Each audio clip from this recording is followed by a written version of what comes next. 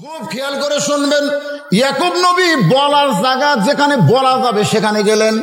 ওই রক্তমাখা জমানে ঘরের মধ্যে গিয়ে বললেন, আল্লাহ ও দরদে আল্লাহ, আমার 10টা সন্তান ইউসুফকে নিয়ে ষড়যন্ত্র করতেছে। মাবুদ, আমি বুঝবার পারছি কিন্তু জবান খুলতে পারলাম না।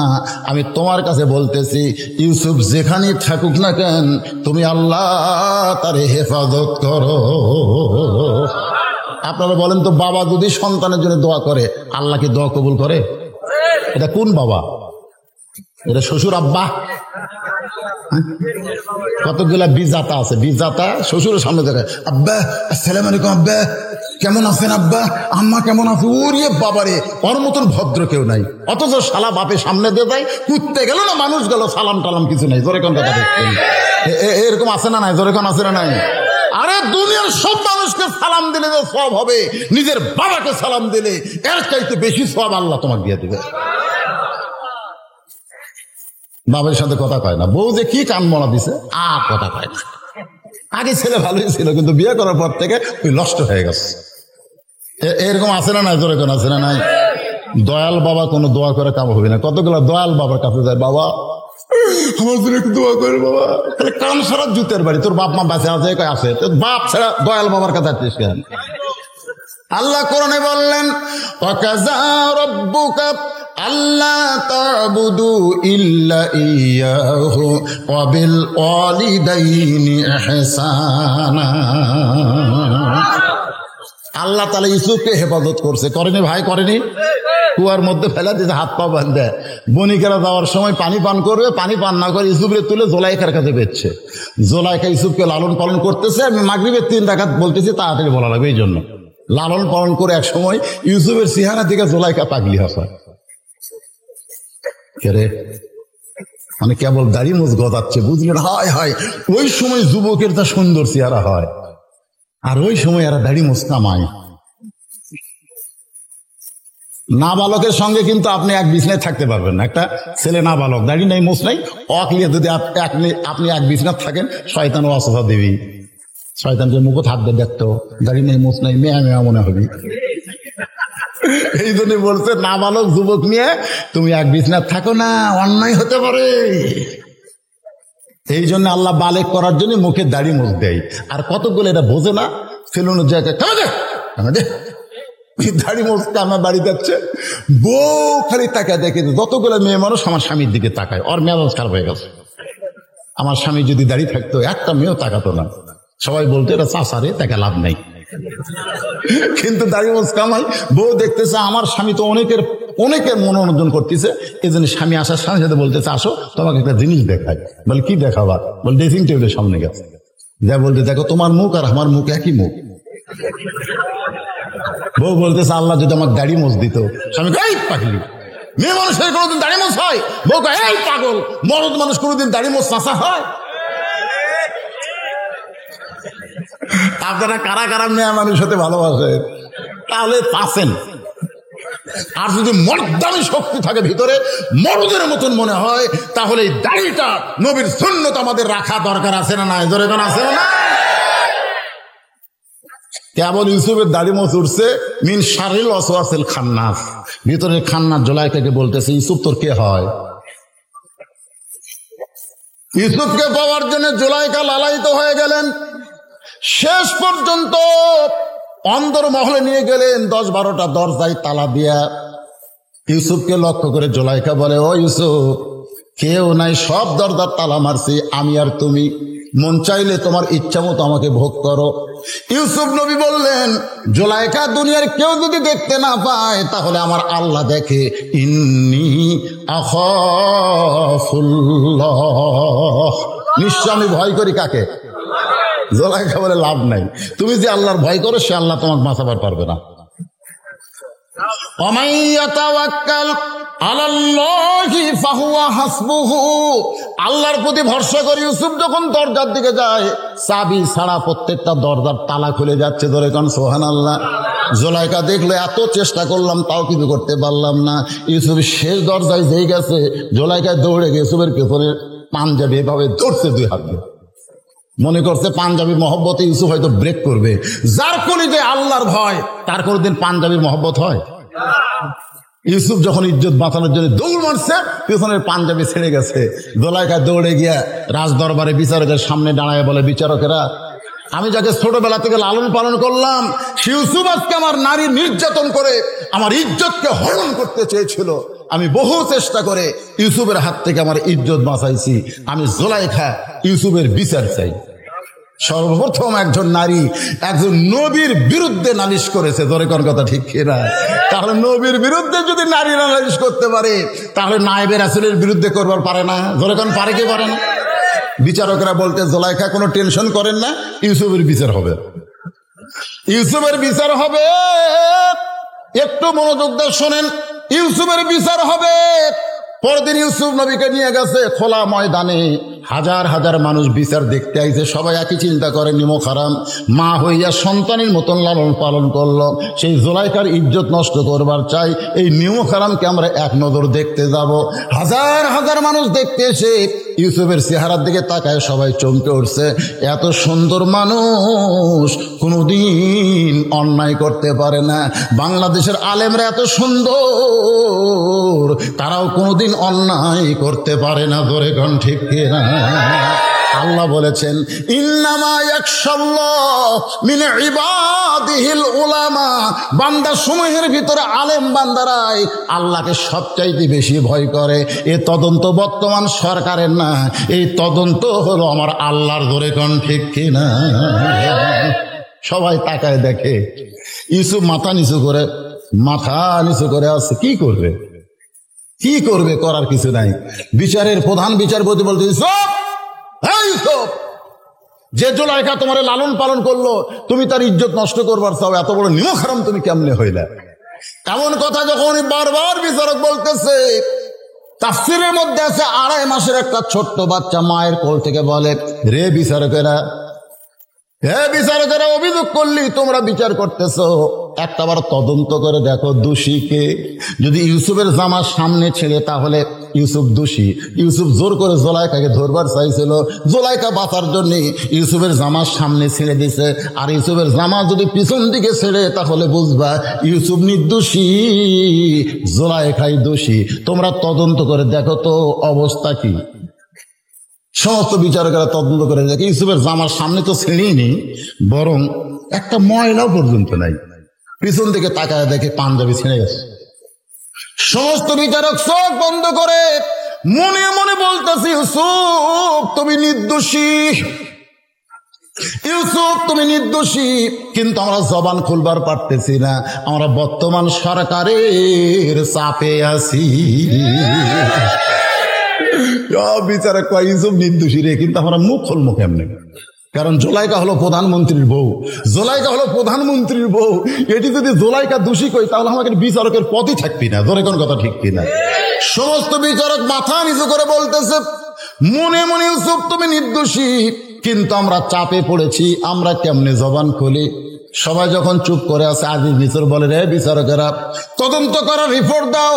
প্রধান বিচারপতি বলতেছে, এসকে সিনহার মতন প্রধান বিচারপতি বলতেছে, ইউসুফ তুমি দোষী। যেই বলছি ইউসুফ তুমি দোষী, সব বিচারক জিব্বা। এটা কি রায় হলো রে? এটা কি রায়? সমস্ত সাক্ষী একটাও তার বিরুদ্ধে নাই, তারপরে কয় হাসি। এটা কি রায় হচ্ছে? বিচারকের জিব্বাত কামড় খাইছে। সুবহানাল্লাহ। ইউসুফ চোখের পানি বের করে কাঁদতেছে, বিনা দোষে দোষী কইরা আল্লাহ, বিনা দোষে দোষী কইরা আল্লাহ ইউসুফ দিলা জেলখানা। আল্লাহ উপায় বলো না, জনম দুঃখী কপাল পোড়া নবী ইউসুফ একজনা। আল্লাহ কয়, কান্দিস না, কান্দিস না।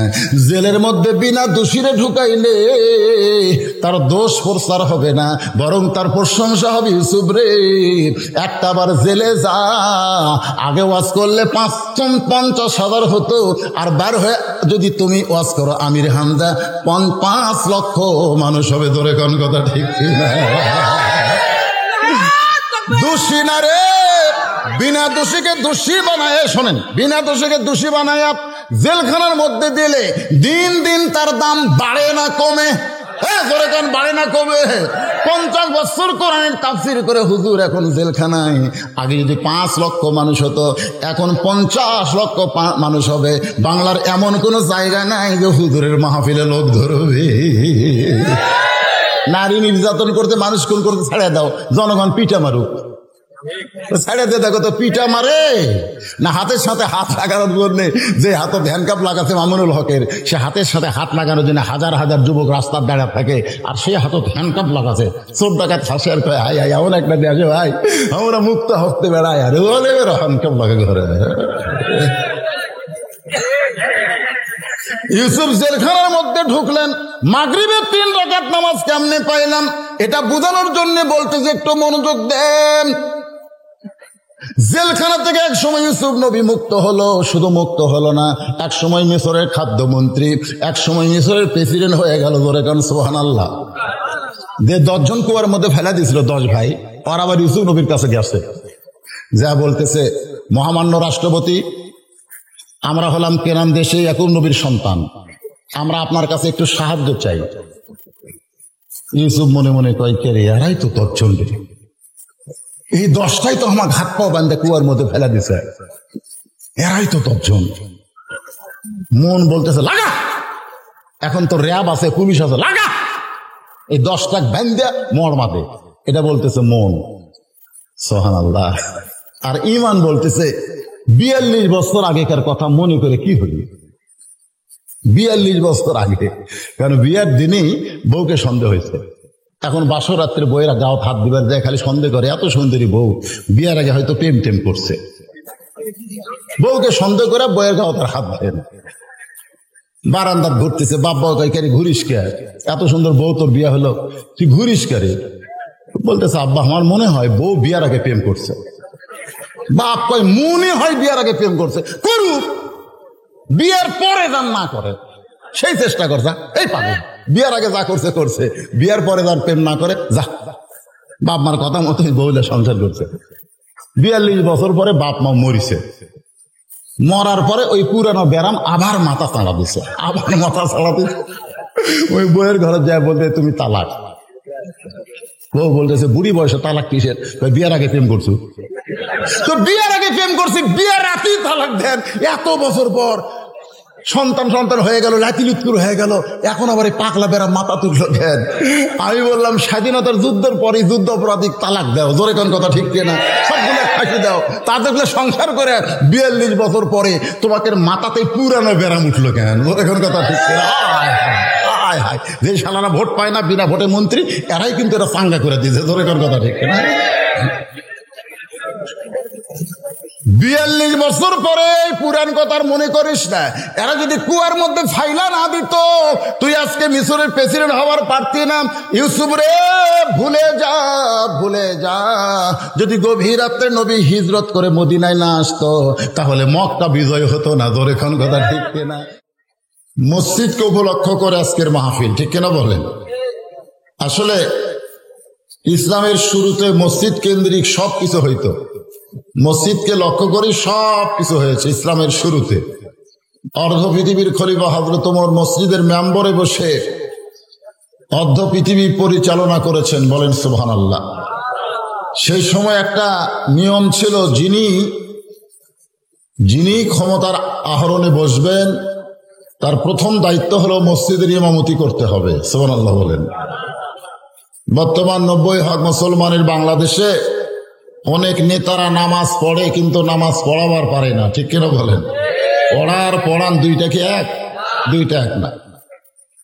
তো সেই মসজিদকে কেন্দ্র করি মাহফিল যখন, তখন মসজিদের ভিতরে কি হয় এইটাকে সামনে নিয়ে সূরা কাউসার আপনাদের সামনে আজকে আলোচনা হবে।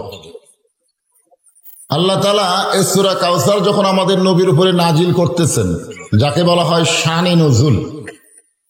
শানে নজুল হলো আল্লাহ তাআলা নবীকে ছেলেও দিছিলেন, মেয়েও দিছিলেন, কিন্তু ছেলেগুলো অকালে দুনিয়া থেকে চলে গেছে মানে আল্লাহ নিছে, যেরকম ঠিক কিনা?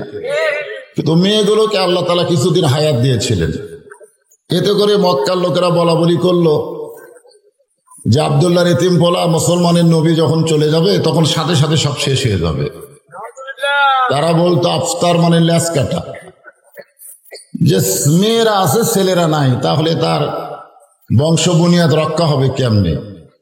এরকম কথা যখন বলা বলি করতেছিল মক্কার লোকেরা, কাফেরেরা, তখন আল্লাহ তাআলা নবীকে সান্ত্বনা স্বরূপ এই সূরা কাউসার নাজিল করেছে। বলেন সুবহানাল্লাহ। এখানে আল্লাহ বলতেছেন ইন্না আতাইনাকা কাউসার, নিশ্চয় আপনাকে কাউসার দেওয়া হলো। কাউসার, আসলে কাউসারটা কি আমাদের জানা দরকার। রাসূলকে যে আল্লাহ কাউসার দিলেন, এই কাউসারটা কি?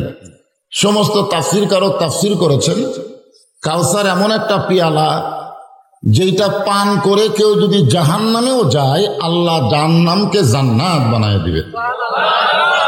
এখানে তাফসীরকারকেরা বলেছেন কেউ যদি, তার মানে কি বুঝাচ্ছেন? হাউজে কাউসারের পানি যারা পান করবে তারা জাহান্নামে যাবে না। কি বুঝলেন?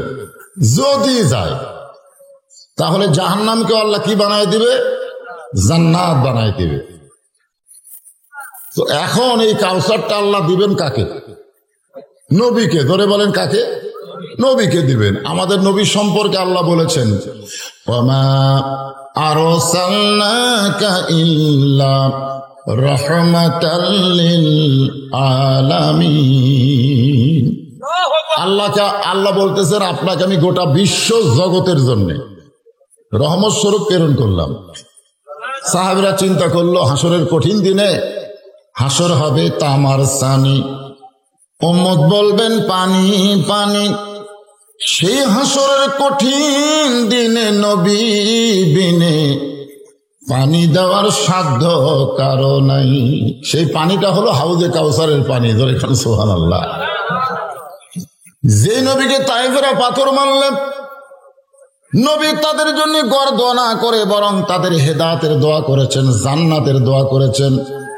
সেই নবীকে কঠিন দিনে যদি হাউজে কাউসার দেওয়া হয়, তৃষ্ণা পেয়ে সবাই যদি নবীর কাছে আসে, আর নবী যদি পাইকারি হারে পানি দেয়, নবী যদি পাইকারি হারে সবাইকে পানি দেয়, তাহলে পানি পান করলে তো আর কোনো সমস্যা নাই। সাহাবীরা যখন এরকম চিন্তা করতেছিলেন, তখন আল্লাহ নবী বললেন সাহাবীরা, আমি হাউজে কাউসারের মালিক না, মালিককে আল্লাহ আমাকে দান করেছে। আতই না, মানে আপনাকে দেওয়া হয়েছে, দান করা হয়েছে। হাউজে কাউসারের মালিক যাকে পানি দিতে বলবে তারাই শুধু পানি পাবে, পাইকারি হারে সকলে পানি পাবে না। তো এখন এই পানি পাওয়ার শর্ত কি? সূরা কাউসারের মধ্যে আল্লাহ বলেছেন ফাসাল্লি লিরাব্বিকা ওয়ানহার। যাদের মধ্যে দুইটা আমল থাকবে, একটা হলো নামাজ, একটা হলো কুরবানি, তারাই কেবল পান করবে হাউজে কাউসারের পানি। কি বুঝলেন? এক নম্বর কি? নামাজ। এক নম্বর কি? এটা কোন নামাজ? জুমার নামাজ। আমাদের বাংলাদেশের মানুষেরা জুমার নামাজ ভালোই পড়ে, মোটামুটি পড়ে, কারণ অনেক একতলা মসজিদ এখন দোতলা হচ্ছে। জিজ্ঞাসা করা হয় খবর কি, কয় মুসল্লি এত বেশি, একতলায় আর ধরে না, এই জন্যই দোতলা। আলহামদুলিল্লাহ। আচ্ছা, ফজরের খবর কি? কয় এক কাতারি হয় না। তাহলে জোহরের খবর কি? কয় কোনো মতে এক কাতার। আসরের খবর কি? কয় ফজরের মতোই। মাগরিবের খবর কি? কয় খুব বেশি হলে 1.5 কাতার হয়। এশার খবর ফজর যায়, এশাও তাই। তো মসজিদের মধ্যে কয় কাতার? কয় 9 কাতার। তো 9 কাতারের এখনো 2 কাতারই হয় না, তাহলে দোতলা করার দরকার কি? দোতলা। তখন কিছু কিছু মুসল্লি বলতেছে ওই যে জুমার দিনে সবার শেষে আগে যায়, ওদের জন্য দোতলা করা লাগতেছে। অথচ আজকে এখানে ফাসাল্লি লিরাব্বিকা যে নামাজের কথা হবে, এখানে জুমার নামাজের কথা হবে না। কারণ জুমার নামাজ আল্লাহ রাসূলকে আরশে দেয়নি, এটা দিয়েছে দুনিয়ায়। আমরা যে জুমার নামাজ পড়ি, সবাই পড়ি, কিন্তু পড়ার মধ্যেও কিন্তু আবার কিছু সাইজ আছে, আছে না নাই? আল্লাহ কোরআনে বলেন ইযা নুদিয়া লিস-সালাতি মিন ইয়াউমিল জুমআ ফাসআউ ইলা যিকরিল্লাহ। জুমার যখন আজান দেওয়া হয়, আজান দেওয়ার সঙ্গে সঙ্গে আসা লাগবে না দেরি করে? জোরে কোন, সঙ্গে সঙ্গে না দেরি করে? তো যাদের জন্য দোতলা করা হচ্ছে তারা কি সাথে সাথে আসে না দেরি করে আসে? হ্যাঁ, দেরি করে আসে। আমি আজ থেকে কয়েক বছর আগে এখানে ওয়াজ করছিলাম আপনাদের এখানে। ওয়াজ করতে বলেছিলাম, শয়তানকে এক সন্ধ্যা ভাত খেলেন। ধরে কোন কথা ঠিক কিনা? আপনাদের মনে না থাকলে আমার মনে আছে। তো যাই হোক, এখানে 5 ওয়াক্ত নামাজ নিয়ে আলোচনা হবে। কারণ নামাজ যদি আমাদের থাকে, আল্লাহ কোরআনে বলেছেন ইন্নাস সালাতা তানহা আনিল ফাহশাই ওয়াল মুনকার, একমাত্র নামাজই পারে মানুষকে যাবতীয় খারাপি থেকে বাঁচায় দিতে। আজকে যে যুবকেরা আর্জেন্টিনার পতাকা টাঙ্গায়, ব্রাজিলের পতাকা টাঙ্গায়, যদি তারা 5 ওয়াক্ত নামাজ ধরতো, এই বিজাতের পতাকা তারা কোনোদিন হাত দিয়ে স্পর্শ করতো না। জোরে কোন কথা ঠিক কিনা? এরা আসলে তো জাত না, এরা হলো বিজাত। জোরে কোন কি জাত? বিজাত। জাত পৃথিবীতে একটাই। জাত কয়টা? ওয়ামান ইয়াবতাগি গায়রাল ইসলাম দীনান ফালান ইউকবালা মিনহু। আল্লাহ কোরআনে বলেছেন ইসলাম ছাড়া অন্য কোন ধর্ম কেউ যদি গ্রহণ করে, আল্লাহ বলেছেন সেইটা কবুল করা হবে না। এই আয়াতের দ্বারা আল্লাহ বুঝাই দিলেন গোটা পৃথিবীতে একটাই জাতি, তার নাম হলো মুসলমান। যেরকম ঠিক কিনা? মুসলমান ছাড়া আর কোন জাত আছে? তো যারা আছে তারা কি জাত? বিজাত। জোরে বলেন কি জাত? তাহলে 90% মুসলমানের দেশে আজকে বিজাতের পতাকা নিয়ে, জার্সি নিয়ে আমাদের ছেলেরা কি করতেছে? মারামারি করতেছে। হায় রে হায়। একমাত্র নামাজই পারে মানুষকে যাবতীয় খারাপি থেকে বাঁচাই দিতে। এই কথা কি আমার না আল্লাহর? সে নামাজ সম্পর্কে আজকে কমপ্লিট একটা আলোচনা আপনাদেরকে শোনাবো ইনশাআল্লাহ। আপনারা শুনবেন না? শুনবো। আমি কিন্তু মাত্র 17 রাকাত নামাজের ওয়াজ করবো। কয় রাকাত? 17 রাকাত। এর বেশি রাকাতের ওয়াজ হবে না, মাত্র 17 রাকাত। কয় রাকাত? ফজরের 2 রাকাত, জোহরের 4 রাকাত, আসরের 4 রাকাত, মাগরিবের 3 রাকাত, এশার 4 রাকাত। সব মিলে কয় রাকাত হলো? আমি 17 রাকাত নামাজের ওয়াজ করব। আমি 11 সালে 12 সালে হজ করতে গেছিলাম। ওখানে কাবা ঘর তাওয়াফ করা লাগে। তাওয়াফ 7 পাক। জোরে কোন কয় পাক? আচ্ছা, কেউ যদি 6 পাক দেয়, আপনার এখন তাওয়াফ হবে? হবে না। কারণ 7 পাকই দেওয়া লাগবে। 7 পাকে 1 তাওয়াফ। আর 17 রাকাতে হলো নামাজ। 17 রাকাতে কেউ যদি ফজরের 2 রাকাত বাদ দেয়, তাকে নামাজি বলা যাবে না। তাকে নামাজি বলা যাবে না। কারণ রাসূল বলেছেন মান তারাকা সালাতু মুতাম্মিদান ফাকাদ কাফারা। ইচ্ছা করে 1 ওয়াক্ত নামাজ যারা বাদ দিল, তারা আল্লাহর সঙ্গে কুফরি করলো। এই নামাজ নিয়ে একটা কমপ্লিট আলোচনা করব, যে আলোচনার মধ্যে হক বোঝেন না? সব আছে। কারণ বাংলাদেশের যিনি প্রধানমন্ত্রী, উনি যখন ক্ষমতার চেয়ারে বসলেন, উনি যদি মুসলমান দাবি করে, তাহলে আল্লাহ পাক তার উপর একটা হক দায়িত্ব দিয়েছে। হকটা কি? আল্লাযীনা ইম্মাক্কান্নাহুম ফিল আরদ। মুসলমানের মধ্যে কাউকে যখন ক্ষমতার চেয়ার দেওয়া হয়, ক্ষমতার চেয়ার কে দেয়? কেউ চেয়ারের মালিক না, আল্লাহ দান করে। ক্ষমতার চেয়ার পায়া তার 1 নম্বর দায়িত্ব হলো আকামুস সালাত, নামাজ কায়েম করা। আমাদের বাংলাদেশে কিন্তু নামাজ কায়েম হচ্ছে না। নামাজ কায়েম হচ্ছে না। কিভাবে নামাজ কায়েম হবে, এই বিষয়ের উপরে আমি আপনাদের সামনে আলোচনা করব। তবে সমস্যা হলো, কবিরের লোক আমাকে বলেছে, হুজুর আপনি কমপ্লিট ওয়াজ করেন, যতক্ষণ ইচ্ছা ওয়াজ করেন, কিন্তু ওয়াজ শুরুর আগ দিয়ে আমাদের ছেলেপেলে একটু গামছা টামছা নিয়ে যাবে। 3 দিন ব্যাপী কোরআনের মাহফিল, সবাই যেন প্রাণ খুলে খুশি মতো কিছু দান করে। তো এই জন্য ছেলেদেরকে বলবো, তোমরা কি তৈরি আছো? রেডি? তাহলে শুরু করে দাও। আগে এই কামটা হয়ে যাক, তোমাকে ধরপড়িটা কমে যাক, তারপরে ইচ্ছা মতো পাইকারে হারে ওয়াজ হবে ইনশাআল্লাহ। হ্যাঁ, মা বোনদের মধ্যেও আদায় হবে। আমার মায়েরা এত বেশি হয়েছেন, আপনারা একটু প্রাণ খুলে খুশি মতো মা খাদিজার সঙ্গে জান্নাতে যাওয়ার আশায় আল্লাহর রাস্তে দান করেন। আপনারা মনে করেন না যে আমি নামাজের ওয়াজ করবো বলে আপনাদের ওয়াজ বাদ যাবে, তা না। আপনাদের ওয়াজ আছে, নামাজের মধ্যে আপনাদের ওয়াজ আছে। সভাপতি 2000 টাকা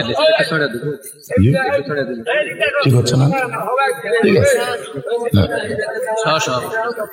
আজকের মাহফিলের সম্মানিত সহ সভাপতি, উনি 2000 টাকা দান করেছেন। আল্লাহ পাক তার দানকে কবুল করুক। জোরে বলেন আমিন। এরকম যারা সুদীজনের মধ্যে আছেন, তারা তো এই গামছার মধ্যে দেবেন না, তারা আমার হাতে দেন।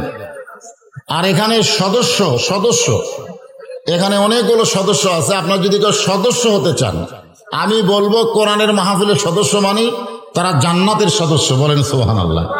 তা আপনাকে মন চায় না যে আমরা জান্নাতের সদস্য হই? সাজ্জাদ হোসেন একজন আল্লাহর বান্দা, তিনি সদস্য, তিনি 2000 টাকা দান করেছে। আল্লাহ তার দানকে কবুল করুক। জোরে কোন আমিন।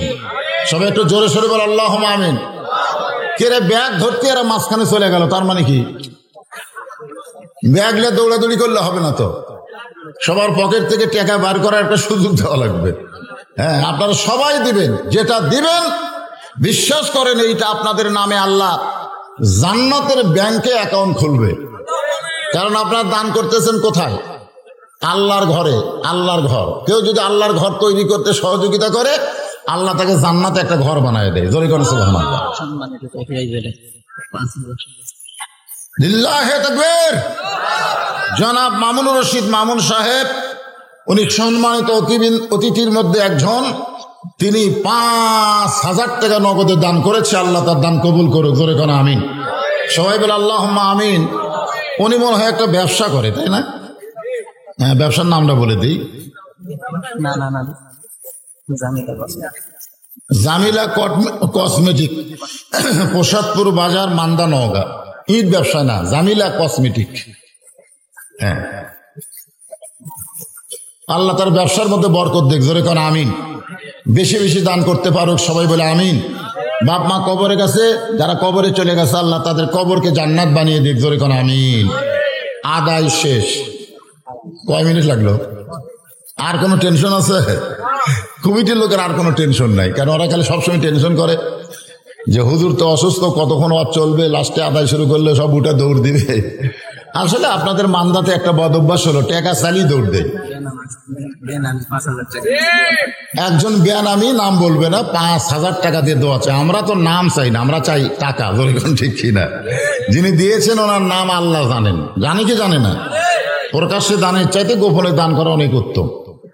তো 5000 টাকা উনি দান করেছেন, নাম বলেন নাই। আল্লাহ তার নামটাকে জান্নাতের খাতায় কবুল করুক। জোরে কোন আমিন। আল্লাহ রাসূল 5 ওয়াক্ত নামাজের একটা ওয়াক্ত হলো ফজরের নামাজ। জোরে কোন কোন নামাজ? এই জোরে কোন কোন নামাজ? আল্লাহ তাআলা যখন নবীকে এই ফজরের নামাজ দিচ্ছেন, আমরা অনেকেই জানি নবী 50 ওয়াক্ত নামাজ নিয়ে আসতেছিলেন, মাঝখানে মুসানবীর কারণে 5 ওয়াক্ত হয়েছে। এরকম কিন্তু আমরা একটা হাদিস শুনি। জোরে কোন ঠিক কিনা? হাদিসটা সহিহ। তো যাই হোক, আমরা 50 ওয়াক্ত তো পাইনি। আমরা কয় ওয়াক্ত পাচ্ছি? 5 ওয়াক্ত পাচ্ছি। যদি 50 ওয়াক্ত পাইতাম, 5 ওয়াক্ততে আমাদের যে কষ্ট, বিশেষ করে আসর, মাগরিব আর এশা, খালি তাড়াতাড়ি নামাজ। জোরে কোন ঠিক কিনা? আসর শেষ হতে মাগরিব, মাগরিব শেষ না হতে এশা। আর যদি 24 ঘন্টায় 50 ওয়াক্ত হতো, তাহলে পেশাব পায়খানা করাও কষ্ট হতো। জোরে কোন কথা ঠিক কিনা? 50 ওয়াক্ত মানে কি? আমরা 5 ওয়াক্তের মধ্যে যে 17 রাকাত নামাজ পাইলাম, সর্বপ্রথম যেই নামাজটা আমরা শুরু করি সেইটা হলো ফজরের নামাজ। অল ফজরি ওয়ালায়ালিন আশর। জোরে কোন সুবহানাল্লাহ। এই কোরআন শরীফে আল্লাহ বলেছেন ফজরের নামাজের একটা নিঃশ্বাস আছে, নিঃশ্বাস। জোরে কোন কি আছে? ফজরের শপথ করে আল্লাহ বলতেছেন, এই ফজরের নামাজ যারা জামাতে আদায় করবে তারা মুনাফিকি থেকে হেফাজত হবে। সুবহানাল্লাহ। যে লোকটা ফজরের নামাজ আদায় করে কিন্তু মসজিদ আদায় করে না, ওই লোকটাকে মুনাফিক বলা হয়েছে। এই জন্য ফজরের নামাজের গুরুত্ব কম না বেশি? খুব বেশি। মুয়াজ্জিন বলে আসসালাতু খায়রুম মিনান নাওম, ঘুম হইতে নামাজ অতি উত্তম। আজান, শামসুর রহমান একজন বাংলাদেশের কবি, তার ভালো লাগেনি। সে বলেছিল ফজরে আজান যেন বেশ্যার চিৎকার। ধরে কর নাউযুবিল্লাহ। আজকে আমাদের বাংলাদেশে অনেক ছেলেরা ফজরে আজান দিলে ঘুম মনে হয় আরো বেশি ধরে। আগে হাত, আজান শোনার পরে হচ্ছে 2.5 হাত। মানুষ যে কম্বল গাওয়ার দিছে, মাথা বার হয়ে আছে, আজান শুনবে না বলে কম্বল দিছে মাথার উপরে। তো কম্বল যদি মাথার উপরে দেয় তাহলে ঠ্যাং দিয়ে বের হবে, পা বের হবে। এজন্য পা টেনে এনে বুকের কাছে লাগা রাখে। বাইরে থেকে দেখবেন মনে হয় চাউলের বস্তা ঢাকা রাখছে। আসলে ল্যাপ কম্বল টানতে দেখেন সকালবেলা সাইড টিপে কুত্তার সাইজ আর ল্যাবের মধ্যে আর সাইজ একই সাইজ। এরকম কিছু যুবক আছে না নাই? জোরে করে আছে না নাই? আল্লাহ বলেন, হাবিব এই ফজরের 2 রাকাত নামাজ অত্যন্ত গুরুত্বপূর্ণ নামাজ। আপনার যে আদি পিতা আদম আলাইহিস সালাম 350 বছর তওবা করেছে, যে কথা বলে আদম নবী তওবা করছে সেটাও আল্লাহ আবার কোরআনের মধ্যে দিয়েছে আমাদের তওবা করার জন্য। সুবহানাল্লাহ বলেন। আমার সঙ্গে সকলে বলেন, রব্বানা যালামনা আনফুসানা ওয়া ইল্লাম তাগফির লানা ওয়া তারহামনা লানাকুনান্না মিনাল খাসিরিন। 1 বছর 2 বছর না, 350 বছর তওবা করতে করতে একেবারে অবস্থা খারাপ। এ গাল পচে গেছে, পানি সবসময় পড়ার কারণে গালের গোস্ত পচে গেছে, গোস্ত খোসা হাড় বার হয়ে গেছে। আদম নবী এক সময় নদীর কিনারায় গিয়া নিজের চেহারা দেখে চমকে উঠছে, কারণ তখন তার আয়না ছিল না, স্বচ্ছ পানিতে চেহারা দেখা যায়। আদম বললেন, আল্লাহ এত কান্দা কান্দি তারপরেও তওবা কবুল হয় না। আল্লাহ কয়, আদম শুধু কাঁদলে হবে না, কাঁদার মতন কান্না লাগবে, কাঁদার মতন কাঁদতে হবে, শুধু কাঁদলে হবে না। আমাদের বাংলাদেশে অনেক মানুষ কান্দে, কান্দে না?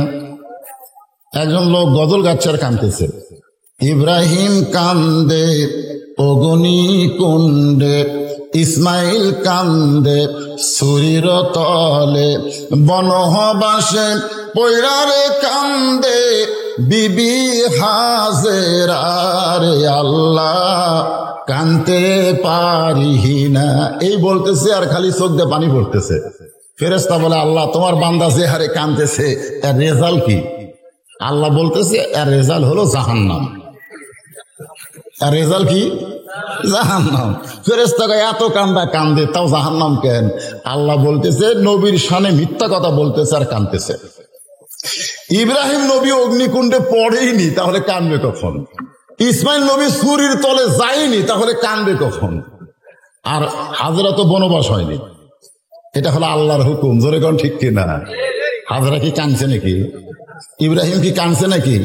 ইসমাইল কি কানছে নাকি? তো নবীর শানে যারা মিথ্যা কথা বলে, গজল গায়ে আর কান্দে, এই কান্দার কারণে কি সে জান্নাত পাবে না জাহান্নামে যাবে?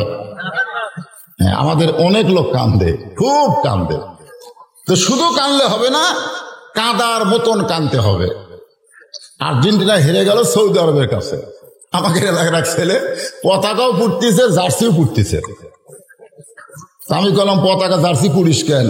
আর্জেন্টিনা হেরে গেছে, এই কয়েক করে কান্দে। আমি বললাম, পাগলা, কার কাছে হেরছে? হেরছে কার কাছে? একটা নাস্তিক খ্রিস্টান মুসলমান সৌদি আরবের কাছে হেরেছে, এতে বাংলাদেশের মুসলমান কাঁদবে না, বরং আনন্দ করবে। জোরে কর কথা ঠিক কিনা? আমি বিশ্বকাপের পক্ষে না, কিন্তু একটা দেশের পক্ষে তো হব।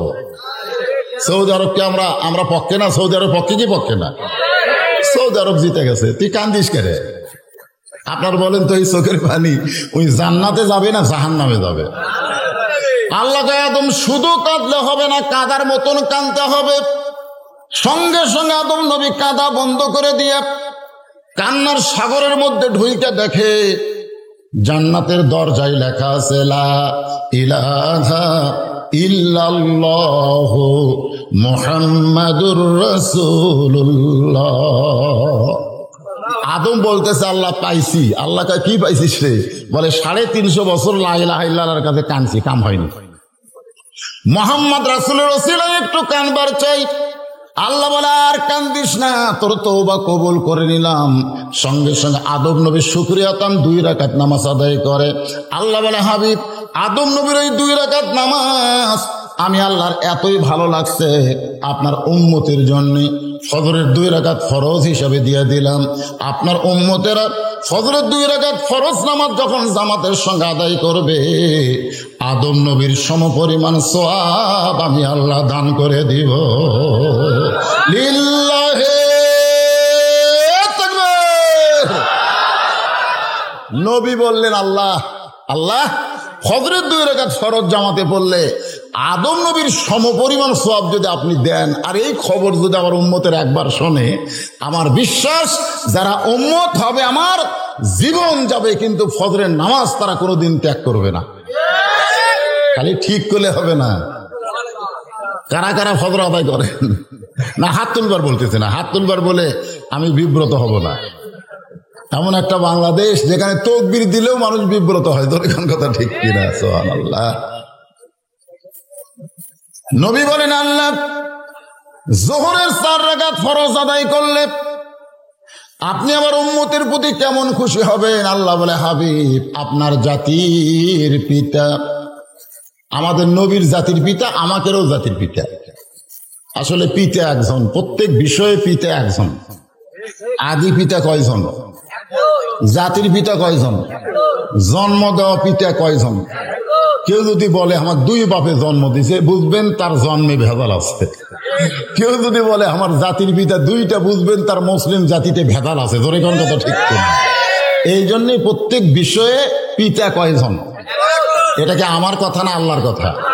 যারা মুসলমান তাদের শানে আল্লাহ বলতেছেন, মিল্লাতা আবিকুম ইব্রাহিম হুয়া সাম্মাকুমুল মুসলিমিন।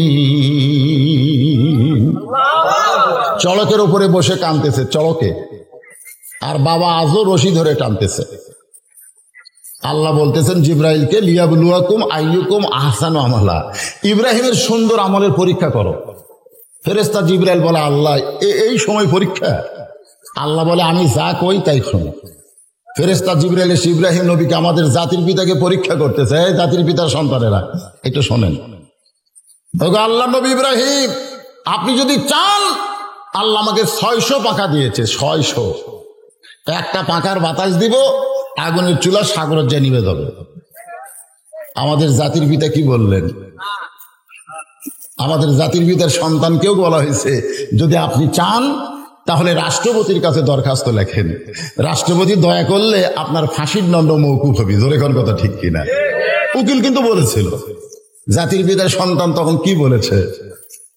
এই উকিল, এই কি করছে? আমি আমার জীবনে 3টা প্রেসিডেন্টকে প্রেসিডেন্ট থাকা অবস্থায় মরা দেখছি। একটা হলো বঙ্গবন্ধু শেখ মুজিবুর রহমান, একটা হলো জিয়াউর রহমান, একটা হলো জিল্লুর রহমান। যারা প্রেসিডেন্ট থাকা অবস্থায় মরে তারা কোনোদিন মানুষকে ফাঁসির দণ্ড মওকুফ করতে পারে না। মানুষকে বাঁচানোর একমাত্র ক্ষমতা কার? আরো জোরে বলেন। সঙ্গে সঙ্গে আমাদের জাতির পিতা বললেন, হাসবি আল্লাহু নিমাল ওয়াকিল অনিমাল মাওলা অনিমান নাসির। জিবরাইল বলতেছে, তাহলে কান্দেন কেন? তাহলে কান্দেন কেন? বলে, কান্দার কারণ হলো আমার বাবা রশি টানতেছে। বাবা, সন্তান বিপদে পড়লে বাবা তাকে সহযোগিতা করে বিপদ থেকে বাঁচার জন্য। যেরকম ঠিক কিনা? আর ভাগ্যগুণে এমন একটা বাবা পাইছি, যেই বাবা সন্তানকে আগুনের চুলায় ফেলে দেওয়ার জন্য রশি টানতেছে। ফেরেশতা জিবরাইল বলতেছে, এই কারণেই কাঁদতেছেন? আমাদের জাতির পিতা বললেন, এই কারণে না, আমার বাবা তাও আমাকে নমরুদের চুলায় ফেলে দেওয়ার জন্য রশি টানতেছে, আর আমার সন্তানদের বাবারা এমন হবে তাদের সন্তানকে জাহান্নামের আগুনে ফেলে দেওয়ার চেষ্টা করবে। ধরে কোন ঠিক কিনা? আজকে যে বাবার সন্তান বাড়িতে আর্জেন্টিনার পতাকা টাঙ্গালো, ব্রাজিলের পতাকা টাঙ্গালো, আপনি বলেন তো, বাবা যদি সন্তানকে কিছুই না কয়, এই সন্তান কি জান্নাতি না জাহান্নামী? এই কথা কন না কেন? জান্নাতি না জাহান্নামী? বাবা একা একা মসজিদে নামাজ পড়ে, ফজরের নামাজ সামনে কাতারে পড়ে, অথচ আল্লাহ কোরআনে বলেছেন, কু আনফুসাকুম ওয়া আহলিকুম নারা, জাহান্নামের আগুন থেকে বাঁচতে গেলে একলা বাঁচো না, তোমার আহালদের নিয়ে বাঁচতে হবে।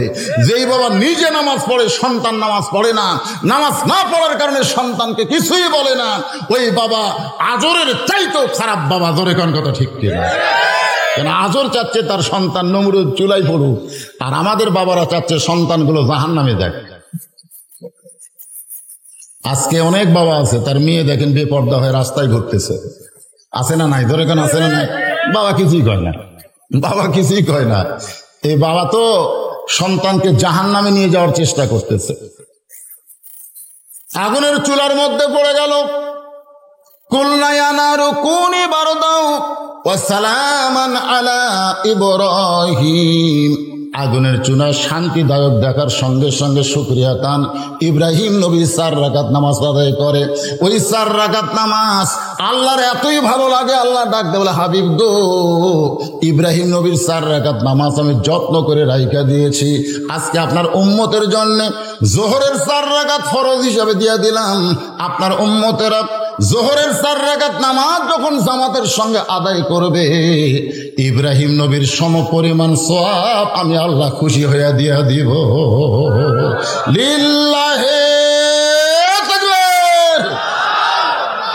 নবী বললেন, আল্লাহ জোহরের 4 রাকাত ফরজ নামাজ জামাতে আদায় করলে যদি আপনি এত খুশি হন, জাতির পিতার সমপরিমাণ যদি সওয়াব দেন, আমার বিশ্বাস এই খবর যখন আমার উম্মতেরা শুনবে জীবন দিবে, কিন্তু এক ওয়াক্ত জোহরের নামাজ তার জীবনে কাজা হবে না। নবী কিন্তু আল্লাহর কাছে কই আইছে, কি কইছে? আমার উম্মত মানে যারা নামাজ পড়ে তারা নবীর উম্মত, যারা পড়ে না তারা কি? তারা কার উম্মত? আল্লাহ রাসূল বলেছেন, বাইনাল আবদি ওয়াল কুফরি তরকুস সালাত। বান্দার কাফেরের মধ্যে পৃথক করার জিনিসটার নামই হলো নামাজ। যারা নামাজ পড়বে তারা আল্লাহর বান্দা হবে, যারা নামাজ পড়বে না তারা ডাইরেক্ট কাফের। ধরে যান, তারা কি? ডাইরেক্ট কাফের। মান তারাকা সালাত মুতাম্মিদান ফাকাদ কাফারা।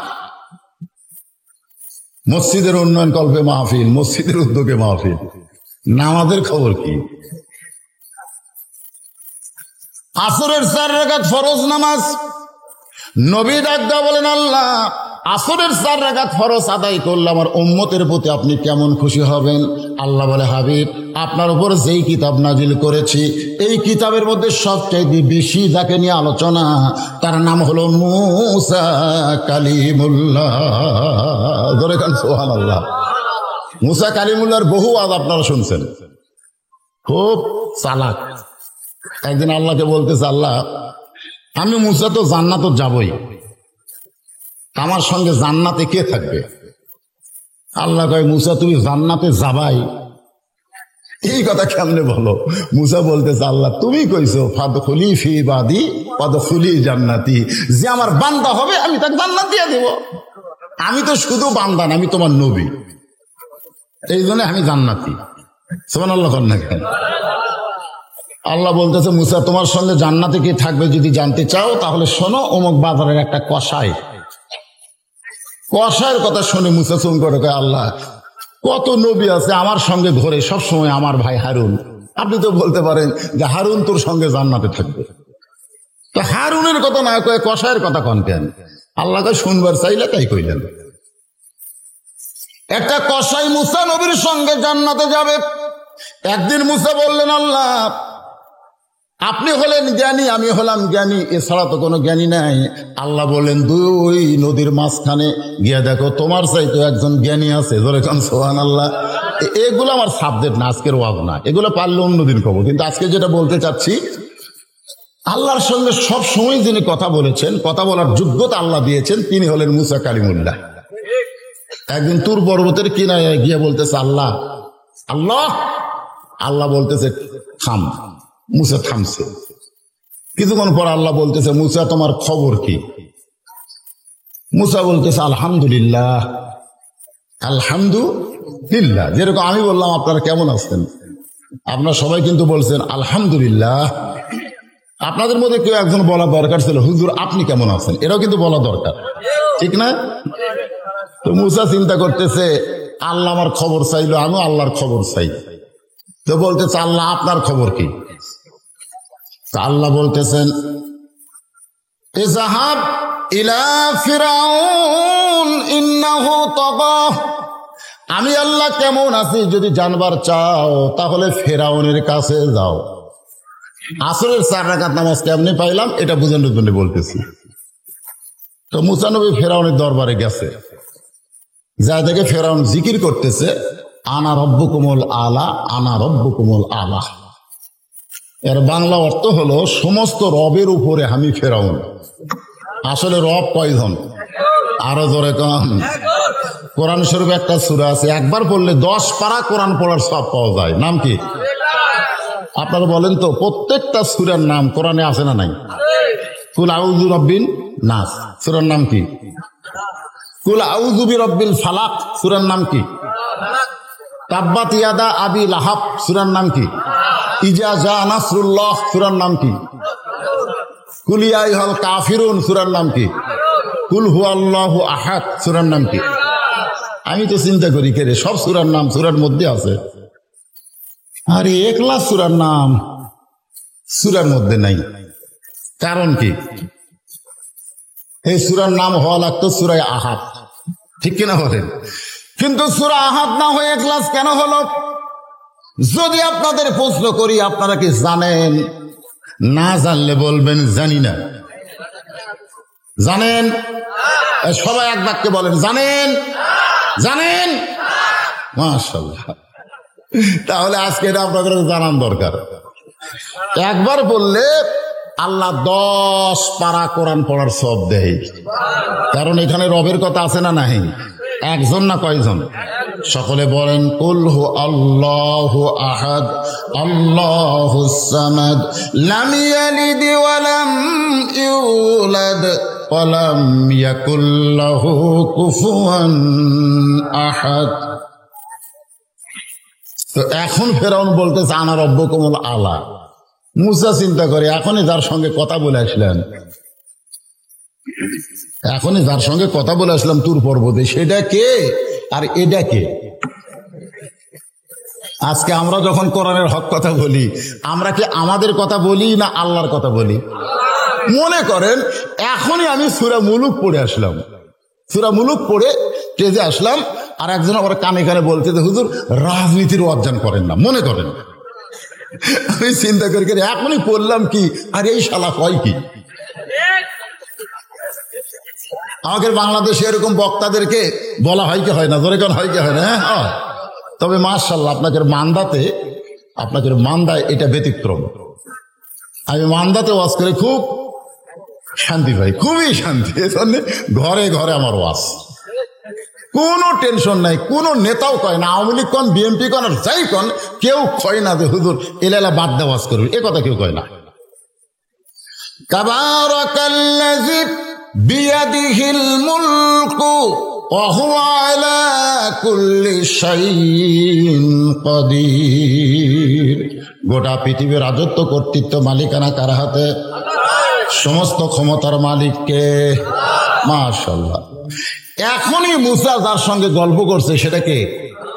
আর যার কাছে গেছে সেটা কে? কিন্তু জিকির করতেছে আনা রব্বুকুমুল আলা। মুসা নবীর হাত চুলকাই। মুসা নবী কিন্তু সেই রকম নবী। রাস্তা দিয়ে যাচ্ছে, এক দোকানদার কানতেছে। মুসা কয় কান্দিস কেন? বলে ফেরাউনের বাবুর্চি বাকি খাতে খাতে আমার শেষ। যদি বলি টেকা দাও, তখন রাগ করে কয় আমি কার দল করি তুই জানিস? আমি কার দল করি? আমার দল ক্ষমতা আছে রে, আমি ফেরাউনের দল। টেকা চাইলে তোর দোকান তুলে দেবো রে। মুসা দোকানদারকে বলতেছে কে কইছে? বলে ফেরাউনের বাবুর্চি, ওর দল নাকি ক্ষমতা আছে। মানে ফেরাউন যে ক্ষমতা আছে, ওর দল ক্ষমতা আছে, টেকা চাইলে দোকান তুলে দিবি। মুসা কয় কে রে? ওই করে ফেরাউনের দল, আমি করে আল্লাহর দল। গেল কোথায় শালা? ও হয়েছে যাচ্ছে দৌড়ে, এই থাম, কে রে দোকানদারের টেকা দে। বল টেকা দেবো না, আমি ফেরাউনের দল করি।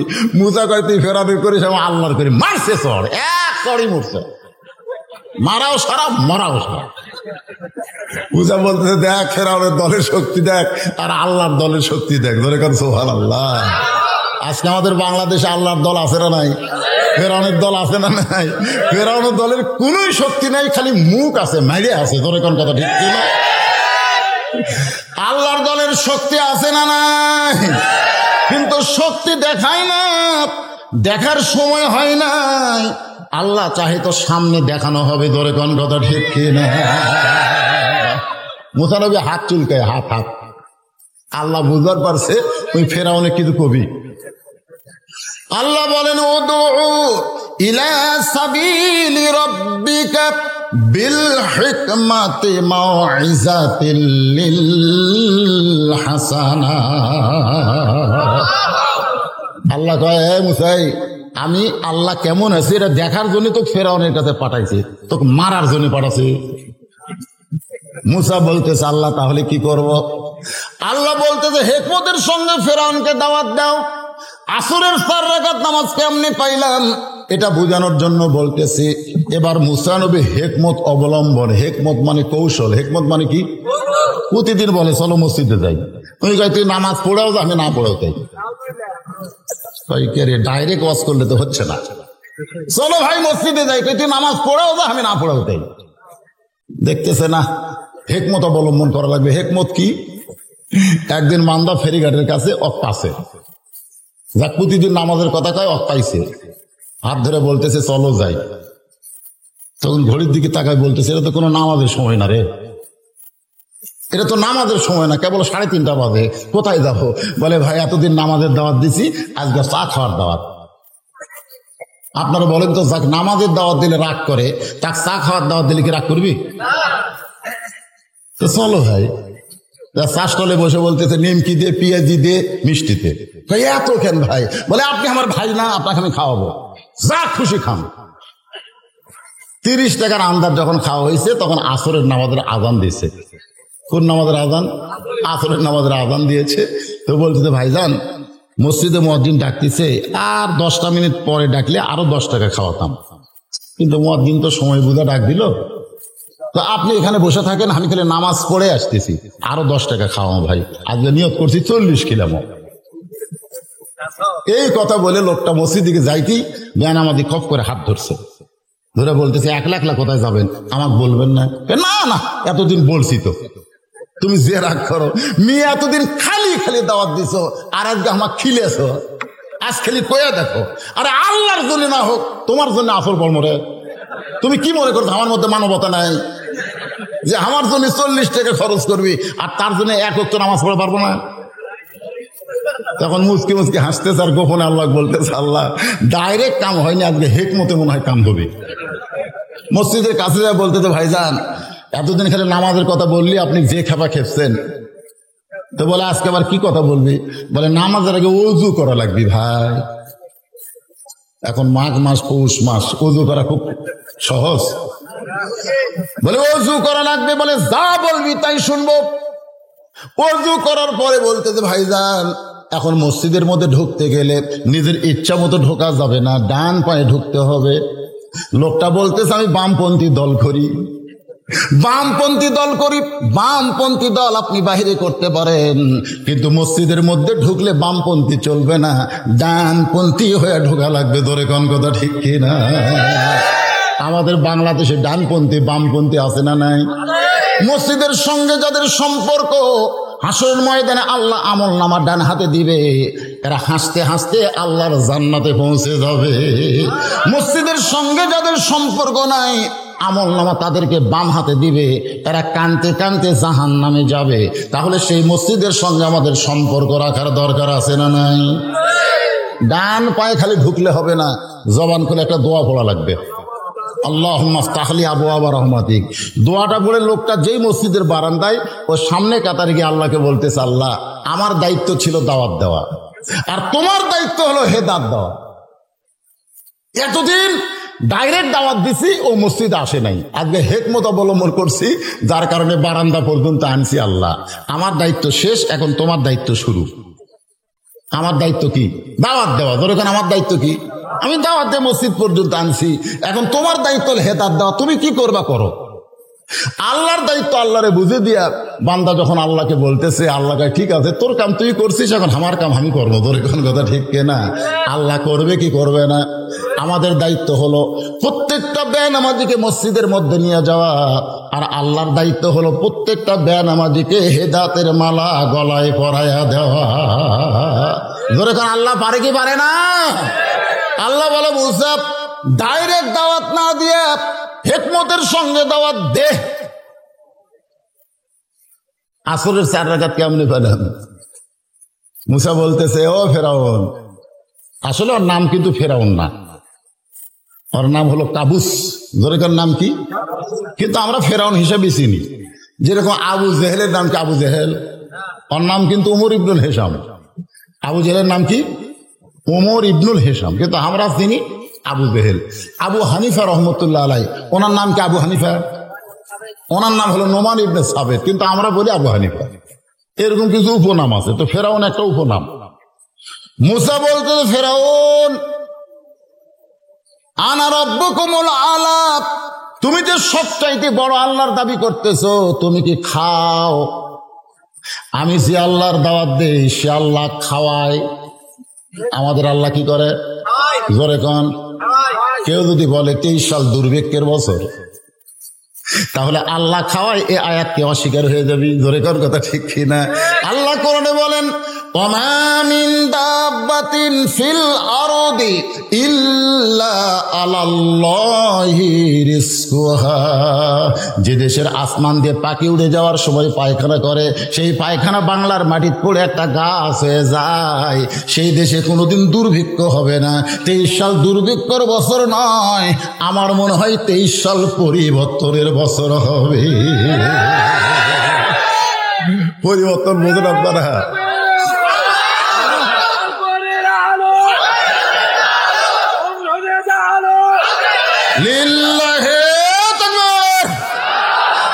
এই যে যখন বলতেছেন আল কোরআনের আলো, কেউ বলতেছেন সংসদে, ওটাও বলার দরকার নেই, কারণ সংসদে বললে অনেকে বিব্রত হয়। তা আমরা বলবো আল কোরআনের আলো সব জায়গায়, মানে কোনো জায়গা বাদ খাওয়া যাবে না। ধরে কোন কথা ঠিক না? তার মধ্যে সংসদ আছে না নাই? হ্যাঁ, সব জায়গায়। এই জন্য আমরা কাউকে বিব্রতের মধ্যে ভালাবো না। হ্যাঁ, বিব্রত হয় না। অনেকে বলে এই সংসদের কথা বলে এরা ওই দল রে, ওরা ওই দল রে। তো ওই দল যেন কবার না, চান্স না পায়। আমরা সবাই এক দল। ধরে কোন কথা ঠিক কিনা? আল কোরআনের আলো, কোরআন হাদিস যেখানে,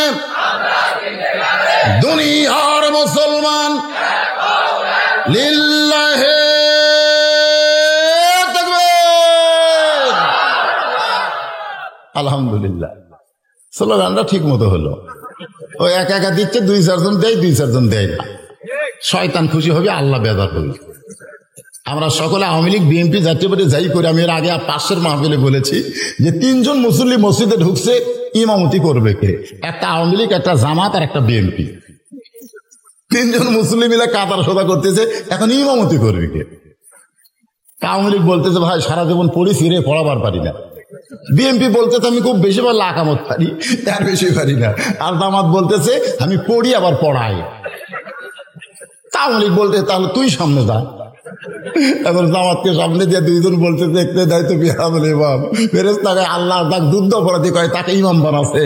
আল্লাহ কয় এই ঘরের মধ্যে যখন ঢোকে তখন 14 দল 20 দল থাকে না রে, এরা এক দল হয়ে যায়। সুবহানাল্লাহ।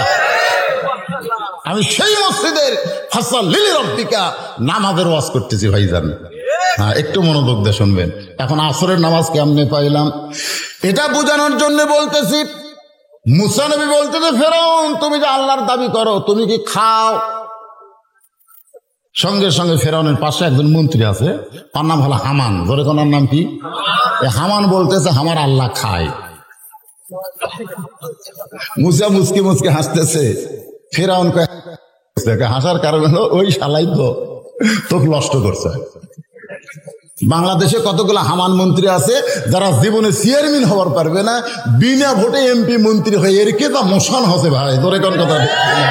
এরকম কিন্তু হামান মার্কা মন্ত্রী আছে না? ধরে কোন আছে না?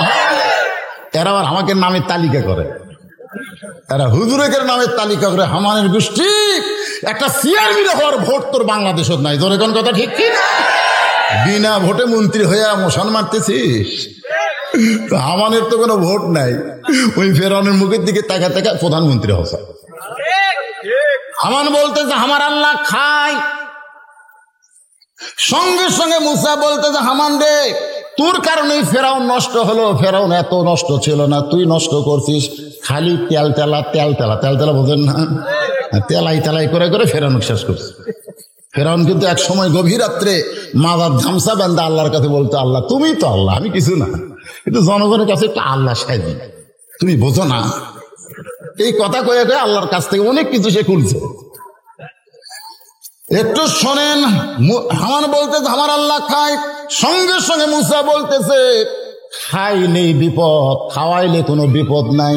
আমাদের বাংলাদেশে যারা খায় তার কি বিপদ কম না বেশি? আমি ডাক্তারের কাছে গেলাম, ডাক্তার আমার গোটা বডি চেক আপ করলো, রক্ত টক্ত সব পরীক্ষা করে বলতে হুজুর আপনি এই যে অসুস্থ হয়েছেন খালি খাওয়ার কারণে, খালি খাওয়ার কারণে। আমি বললাম কি খাইছি? বলে এই যে মিষ্টি খাইছেন, গরুর গোস্ত খাইছেন, এরা খাইছেন, সেরা খাইছেন, এইগুলা খাওয়া চলবে না। এইগুলা খাইলে আপনার ডায়াবেটিস বেড়ে যাবে, রক্তের প্লামিনেট কমে গেছে, এখন আপনি মরবেন। খালি খাওয়া বন্ধ করেন, আপনি ভালো হবেন। আমি তখনই বুঝলাম খালি বিপদ, খালি বিপদ। আমাদের বাংলাদেশে খালি খাই খাই, ধরে কোন কথা ঠিক কিনা, খালি খাই খাই। এই খাই খাই করার জন্য আজকে আমাদের বাংলাদেশের অবস্থা এরকম হয়েছে। একেবারে আর ব্যাংকে কোনো টাকা নাই, রিজার্ভ ফান্ডও ভাত গেছে, রিজার্ভ ফান্ডে আমাকে হাত চলে গেছে। সোনা বিক্রি করে এখন দেশ চলার লাগবে, খাই খাই। হাই হাই, এক একটা নেতাকে যা মোশান ভাই, একটা টাকাও বাংলাদেশের ব্যাংকে নাই, সব বিদেশের ব্যাংকে লক্ষ কোটি টাকা পাচার করছে। ধরে কোন কথা ঠিক কিনা, খালি খাই খাই। আল্লাহ রাসূল বলেছেন ক্ষুধা লাগলে তুমি ক্ষুধাকে 3 ভাগ করো, 1 ভাগ খাবে, 1 ভাগ পানি পান করবে, আর 1 ভাগ আল্লাহর জন্য ফাঁকা রাখবে। এই তরিকায় যদি তুমি করে খাও, তোমার কোনোদিন সিনার উপরে বুকের উপরে পেট উঠবে না। আজকে অনেক নেতা আছে যাদের সঙ্গে কোলাকুলি করবার গেলে খালি পেটি ঠেকে, বুক ঠেকে না। জোরে কর কথা ঠিক কিনা, মনে হয় 10 মাসে পোয়াতি। খালি নেতা নামাকের মধ্যে কতগুলো হুজুরও আছে, জোরে কর কথা ঠিক কিনা। আয় আয়, হুজুরের চেহারা দেখলে কারে বুক এটি পেট এটি, এত খাইস করে হুজুর। রাসূল বলেছেন 3 ভাগ করো, 3 ভাগ করো, 1 ভাগ খাও, 1 ভাগ পানি পান করো, 1 ভাগ আল্লাহর জন্য ফাঁকা রাখো। বেশি খাইলে আমার অবস্থা খারাপ। মুসা বলে ফেরাউন একদিন যদি বেশি খাও, আর বেশি খাওয়ার পরে যদি হজম না হয়, হজম করার ওষুধ খাইলে তখন কিন্তু পাতলা পায়খানা হবে। মনে করো ফেরাউন তোমার পাতলা পায়খানা করতে গিয়া কমপ্লিট করে যেই ফেরাউন উঠছে, সঙ্গে সঙ্গে আবার পেটে কামড় মারছে, আবার ফেরাউন বসে গেছে, আবার ঝটঝট করে পানির মতন পাতলা পায়খানা কমপ্লিট হওয়ার পরে ফেরাউন উঠছে, আবার পেটে কামড় মারছে। একবার পায়খানায় যায় 5 বার, ধরে কোন কয়বার? 6 বার যখন ফেরাউন উঠবার চাই, সঙ্গে সঙ্গে মাথা ঘুরে পড়ে গেছে, পায়খানার মধ্যে ফেরাউন পড়ে গেছে। এখন আল্লাহ কাত, ধরে কোন কে কাত? আল্লাহ কাত হয়ে গেছে। আমার 2 চকিদার বলতে তো হুজুর হিন্দু করে পূজা পড়া দিয়ে আমাকে খুব মজা। আমি বললাম কেন ভাই? বলে হুজুর আপনি তো জানেন না, আমরা পড়া দেবের যাই দিকে 10 হাত 3 হাত 5 হাত যেগুলো আছে এরকে সামনে খালি খাবার দিয়ে যায়। ওরা তো খালি চাইয়া থাকে, খাবার পারে না। হিন্দুরা খাবার দিয়ে যখন চলে যায় ঘি দিয়ে নারকেল বড়ি, হুজুর জীবনে খাচ্ছেন? না ভাই খাইনি। ঘি দিয়ে নারকেল বড়ি দিয়ে গেছে, 10 হাতে খালি চাইয়া আছে। কেউ যখন না আমরা যাই নারকেল বড়ি সমানে খাই, খাতে খাতে হুজুর একদিন গভীর রাত্রে চেতন পায় দেখি কোন সময় এই হিন্দুরা দিয়ে গেছে, আমরা তো ঘুমায় গেছি, এক কুত্তে এসে সমানে খাচ্ছে। 10টা হাত লেখালে চাই আছে, ওই কুত্তেই খাতাবার পারতেছে না। আমরা আয় আয় তাকাবার আরো নমো নমো নমো নমো করে। পরদিন সকালবেলা দেখি কয়েকটা হিন্দু এসে ইনকা ঠাকুরের পাঁচ হাত দিয়ে তোমার খাচ্ছে আর নমো নমো করতেছে। আমি হারিয়ে যাক নমো নমো করিস, এই কুত্তে খাতাবার পারে না রে। আল্লাহ কাত হয়ে গেছে, ধরে কোন কে কাত? আল্লাহ হলো ফেরাউন, পায়খানার মধ্যে কাত হয়ে গেছে। এখন কাত হয়ে গেলে কি হবে? জবান ভালো আছে, মাজা চলে না, 2 জন মাজা ধরে থাকে, আর একজন বলে খেলা হবে। ধরে শরীরত বল নাই, চাপা আছে, শরীরত বল নাই, চাপা চাপা বোঝেন না, মাজা ধরে আছে, খেলা হবি খেলা হবি। খেলবার গেলে শরীরত বল লাগবে, ধরে কার কথা ঠিক। এখন পায়খানার মধ্যে ফেরাউন কয়ে সাঙ্গ পাঙ্গ কোথায় রে, আমার টাইমে বের কর। এখন চারিদিক থেকে সাঙ্গ পাঙ্গ এসে পায়খানার দরজা খুলে দেখে আল্লাহ কাত। অনেকে কিন্তু ফেরাউনের চাকরি করে, ফেরাউনের দৃশ্যকে দেখবার পারে না। অনেকে ফেরাউনের মুখের উপর খালি প্রশংসা করে, অন্তরে দেখবার পারে না। ওরা সুযোগ পাচ্ছে, খালি ক্ষমতার অহংকার করেন। 1 লাখ বাড়াবার পারেন না, 1 লাখ বাড়ান তো দেখে। আজও বাংলাদেশে এরকম খালি ক্ষমতার অহংকার করে, 1 লাখ দাঁড় হওয়া পারে না, পুলিশ দাঁড় হয়। ধরে কোন কথা ঠিক না, খালি ক্ষমতার অহংকার করেন। ফেরাউন দেখতেছে মুসা আমার আসল জায়গায় হাত মারছে, ধর। যেই বলতে ধর, মুসা বলতেছে আল্লাহ ফেরাউন আমারে ধরবার, আমি করবো কি? আল্লাহ বলে মুসা দৌড়া। মুসা বলতেছে আল্লাহ, জনগণ মনে মনে ভাববে আমি ফেরাউনের ভয়ে দৌড়াই। আল্লাহ কয় মুসারে, জনগণ কি ভাবলো সেটা পরের কথা, আমার হুকুম হলো তোমাকে দৌড়াতে হবে। মুসা দৌড়াই, ফেরাউনের সৈন্য সহ দৌড়াই। দৌড়াইতে দৌড়াইতে একটা জায়গায় এসে মুসা ব্রেক করছে, সামনে সাগর। মুসা বলতেছে আল্লাহ, আর তো দৌড়ানো যায় না, সামনে সাগর। ফেরাউন 3 দিক থেকে ঘেরাও করে বলে, আর দৌড়াবি না, আর দৌড়াবি না। এতক্ষণ তো ভালোই দৌড়ালি, এখন কি করবি? আল্লাহ বলেন আসরুম মিনাল্লাহি ওয়া ফাতহুন কারীব ওয়া বাশশিরিল মুমিনিন। আল্লাহ 12টা রাস্তা করে দিছে। ওই 12টা রাস্তার মধ্যে সবচাইতে বড় রাস্তায় মুসা নবী তার সঙ্গীদের নিয়ে বলতেছে, যে আল্লাহ দরিয়াকে রাস্তা বানাই দিল সে আল্লাহর শুকরিয়া তান আমরা সেজদা দিব। এক নিয়তে 4 রাকাত নামাজ পড়ে আল্লাহ ডাক দেয় বলে, হাবিব, ওর দরিয়ার তলায় মুসা নবীর 4 রাকাত নামাজ আমি আল্লাহর এতই ভালো লাগছে, আপনার উম্মতের জন্য আসরের 4 রাকাত হিসেবে দিয়ে দিলাম।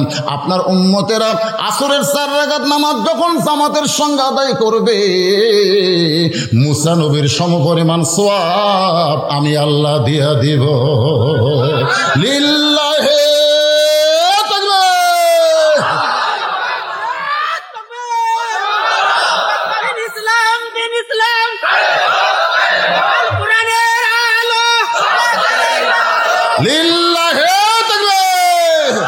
আলহামদুলিল্লাহ।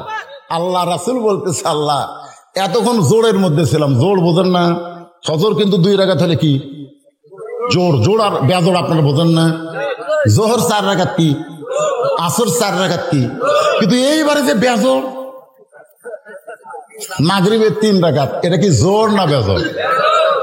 নবী বললেন, আল্লাহ মাগরিবের 3 রাকাত আদায় করলে আমার উম্মতের উপর আপনি কেমন খুশি হবেন? আল্লাহ বলে, হাবিব, আপনার উপর যেই কোরআন নাজিল করেছি এই কোরআনের মধ্যে একজন নবী আছে, নবীটার নাম হলো ইয়াকুব নবী। ধরে কোন নবী?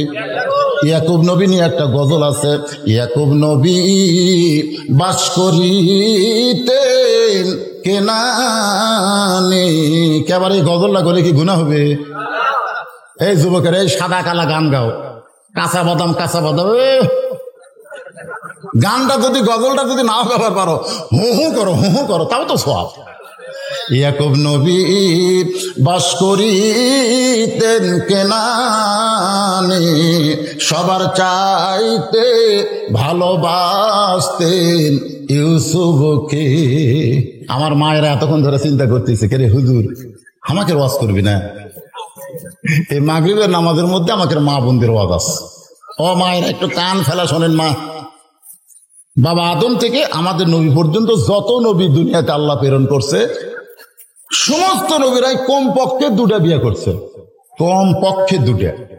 তাহলে একজন নবী 1 বিয়ে করছে, আর একজন নবী এখনো বিয়ে করেনি, তবে করবে। হ্যাঁ, একজন নবী 1 বিয়ে করছে, সেটা হলো আমাদের আদি বাবা আদম আলাইহিস সালাম 2 বিয়ে করার চান্স পায়নি। 1 মা হওয়ালেই সংসার করছে। বউ কয়টা? 1টা। আর ঈসা আলাইহিস সালাম এখনো বিয়ে করেনি, তবে বিয়ে করার জন্য সাইজ হচ্ছে।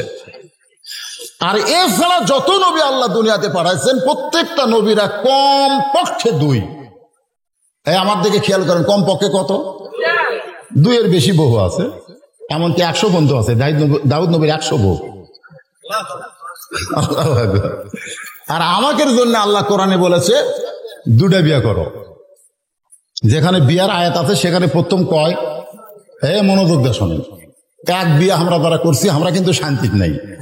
বউ যদি কোনোদিন রাগ করে সেদিন আর খাওয়া নাই।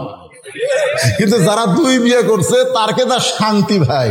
একজন রাগ করলে কয়, তুই রাগ করলে ওর কাছে যাবো, দৌড়েছে পাও ধরে যায় না, যায় না, যায় না, আমার রাগ পানি হয়ে গেছে। আসলে 2 বিয়ে তারা করছে, আর একটা মজা আছে ভাই। আপনার ঘরে একটা মরে আছে, আমার মতন বিপদে আছেন, ভালো নাই রে। আল্লাহ তাআলা কোরআনে প্রথম বলেছেন মাসনা 2টা বিয়ে করো, যদি পারো 3টা করো, সোলাসা 3টা করো, যদি পারো 4টা করো, যদি না পারো তাহলে 1টা লিয়াই ধৈর্য ধরো। ইয়াকুব নবী 2 বিয়ে করছে, ধরে কোন কয় বিয়া? এক বইয়ের হয়েছে 2 সন্তান, এক বইয়ের হলো 10 সন্তান।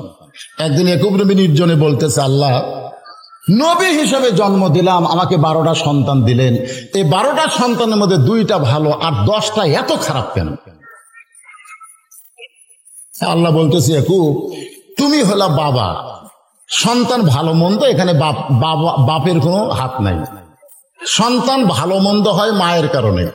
তোমার যে বউটা ভালো, সে বউয়ের পেট থেকে বনিয়ামিন ইউসুফ হয়েছে, এই জন্য এরা 2 সন্তান ভালো।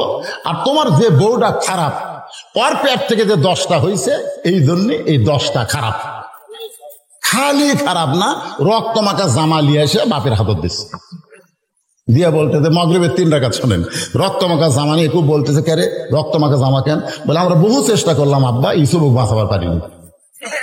বাঘা ইউসুফকে খায় ফেললো, কিন্তু জামাটা নিয়ে আইছি।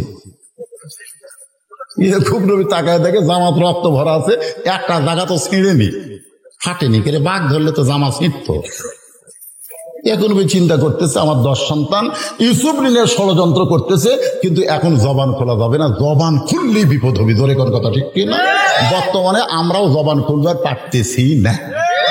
জবান খুললি যে কটা ধরা খাচ্ছে, এর কারো বিপদ বাড়বে। জোরে কোন কথা ঠিক কিনা? এই জন্য আমরা তেল তালা ওয়াজ করতেছি, ভাই দরকার। ইয়াকুব নবী চিন্তায় পড়ে গেল, জামা ছিঁড়িনি, ফাটেনি, রক্ত ভিজা, ইউসুফ রে বাগে খাইছে। এই কথা যে 10 সন্তান বলতেছে, এরা আসলে ইউসুফ নিয়ে ষড়যন্ত্র করতেছে, কিন্তু এখন জবান খোলা যাবে না, জবান খুললে ইউসুফের বিপদ হবে। তিনি কিন্তু জানতে পারলেন, সব জানেন, বাগে খাচ্ছে, বাগে খেলে জামা এরকম হয়।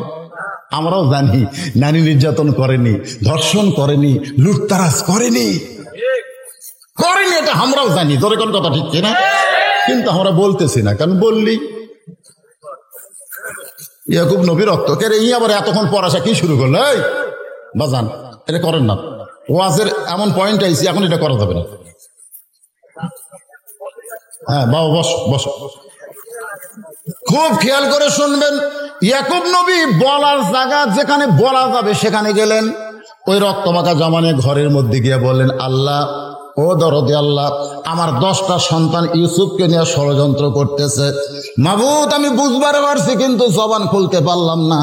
আমি তোমার কাছে বলতেছি, ইউসুফ যেখানে থাকুক না কেন, তুমি আল্লাহ তারে হেফাজত করো।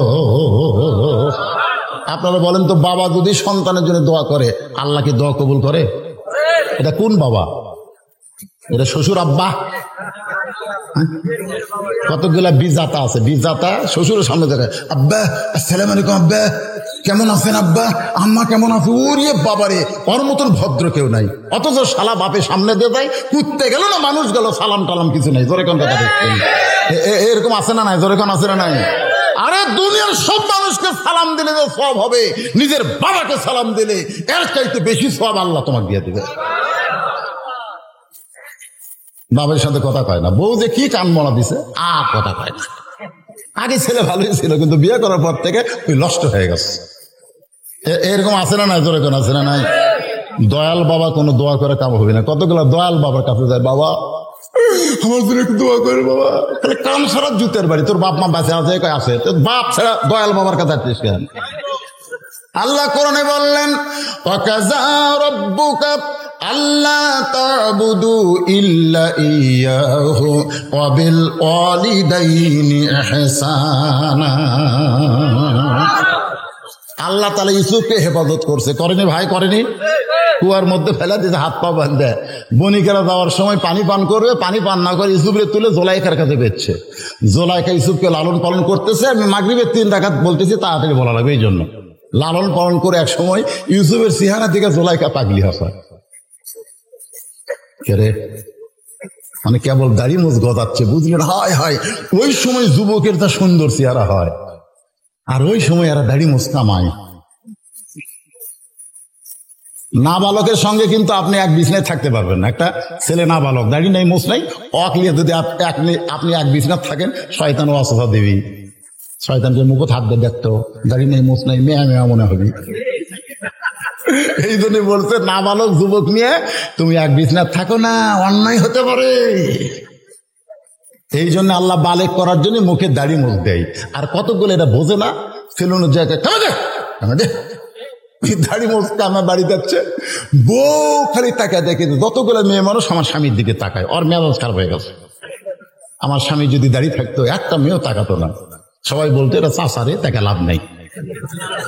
কিন্তু দাড়ি মোজ কামাই, বউ দেখতেছে আমার স্বামী তো অনেকের মনোরঞ্জন করতেছে, এই জন্য স্বামী আসার সাথে সাথে বলতেছে আসো তোমাকে একটা জিনিস দেখায়। বলে কি দেখাবা? বলে ড্রেসিং টেবিলের সামনে গেছে, যা বলতে দেখো তোমার মুখ আর আমার মুখ একই মুখ। বউ বলতেছে আল্লাহ যদি আমার দাড়ি মোজ দিত। স্বামী এই পাগলি, মেয়ে মানুষের কোনোদিন দাড়ি মোজ হয়? বউ এই পাগল, মরদ মানুষ কোনোদিন দাড়ি মোজ চাষা হয়?